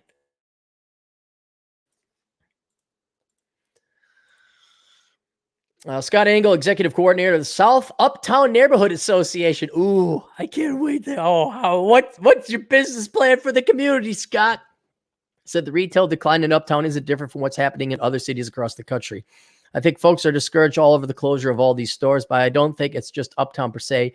It's happening everywhere, Engel said Thursday. As some of the large chains leave the area, Engel said he would like to see more local businesses that would service the residents in their neighborhood move in. Uptown really has a lot of ingredients to make for an excellent, vibrant community. Not anymore, they don't. Nope, not anymore. Are you going to make free parking? You going to make parking free? Just wondering. Would you do that? Let me ask the city council, would you do that simple bit of olive branching and make parking free after 6 p.m. so people can go to these places? Or you can send your meter maids in there to piss everybody off. So while they're trying to enjoy a meal at Chino Latino, one of the few remaining restaurants open there, they're trying to, there's always that thing that, I got to feed the meter, because that's always a fun dining experience to worry about parking. All right. Any more super chats here? So there you go. Turn around, just making the corner. Minneapolis is making the corner. I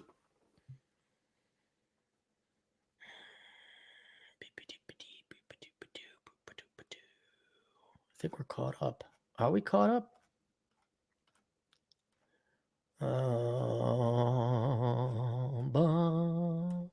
There's like a swan. All right.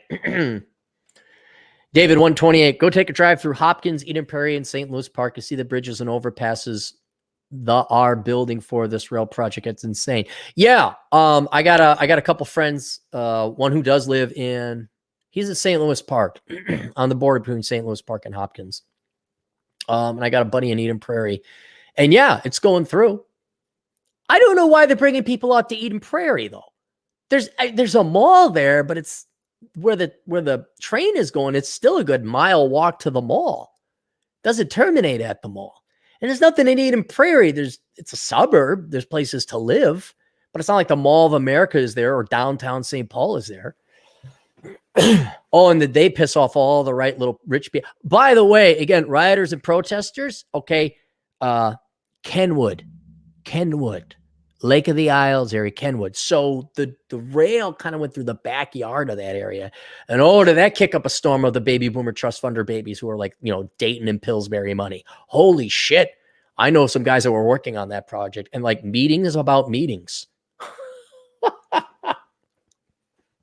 Good. And it went through St. Louis Park, where that's where all like the people who couldn't afford living in Edina ended up living. All liberals, all leftists, all go fuck yourselves. Oh, it's great. It's great. Hey, let's go to Eden Prairie. Yay. They really should have ran one up University, because there's some cool stuff. There's like Flame Burger, or is that Central? I take that back. I think that's Central. You want to go up Central. University's cool too, but go up Central. There's like a lot of cool ethnic restaurants that are good too. Mexican ice cream place up there in Mohican. There's stuff that makes sense. No, let's go. It terminates at a swamp. I know the area like the back of my hand. It goes to a swamp. Like, what are you going to do? Look at the swamp? What? Oh, ADC Telecommunications is there too, by the way. I guess there's a corporate center you can go to. Yay. Burn that down while you're at it. Let's teach these suburb people some lesson. All these good liberal, touchy-feely suburb people, all the good leftists who just can't vote enough for the children. Yeah, come on. Come on out. Terrorize that place. Graffiti ADC Telecommunications. Let's go. I actually don't. You probably get shot. I'll be honest. You may not want to do that. Jonas Slitka for €2. Which book are practical for Lithuanians to buy? Man, you Baltic guys are all. We had a guy from Estonia on a chat show. You guys are all very practical. I would say Poor Richard's Retirement is maybe the most practical. I'm also going to assume, Jonas, that you are not stupid enough to major in stupid things, so you don't need Worthless. Chris the High IQ.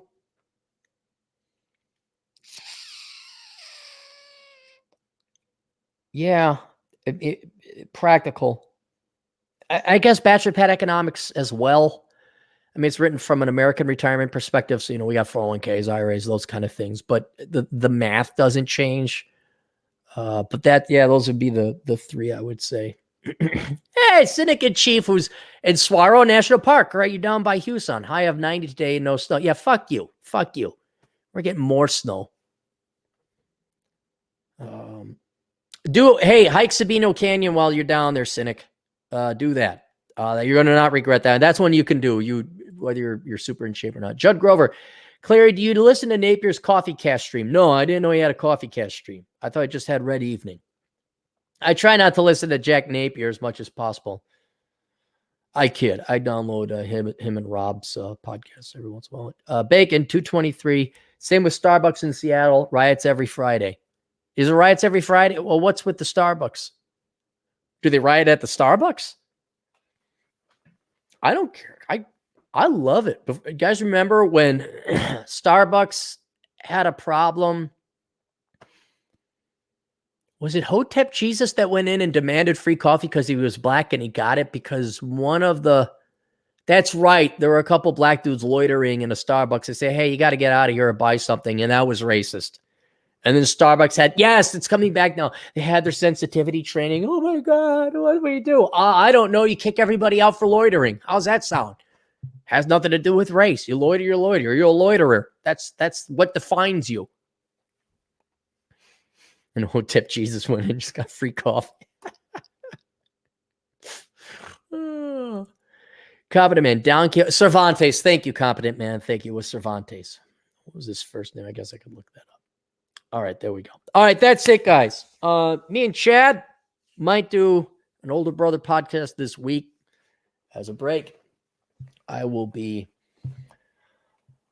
doing nothing except writing. And we're going to go hang out with Doc. Going to see Doc Perodin. That'd be good to finally meet that guy. And that's it. I didn't say the Good Morning Corona Chan prayer on Good Morning Corona Chan last time, so let's make up for that. And even though this is the Clarey podcast, we'll read it here anyway. Everyone bow your heads in prayer.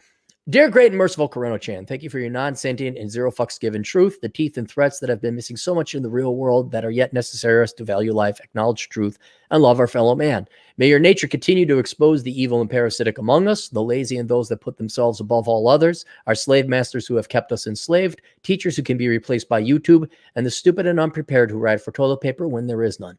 Bless us, O great Corona Chan, and reward us, specifically those of us who are smart enough to have a 1-month supply of toilet paper and who stocked up on 5.56 ammo as a matter of basic insurance policy. And may thine blessing come in the form of lower acid prices, less boomers, less traffic, cheap gas, and near-free airline flights. In thy name, Wuhan, Wuhan.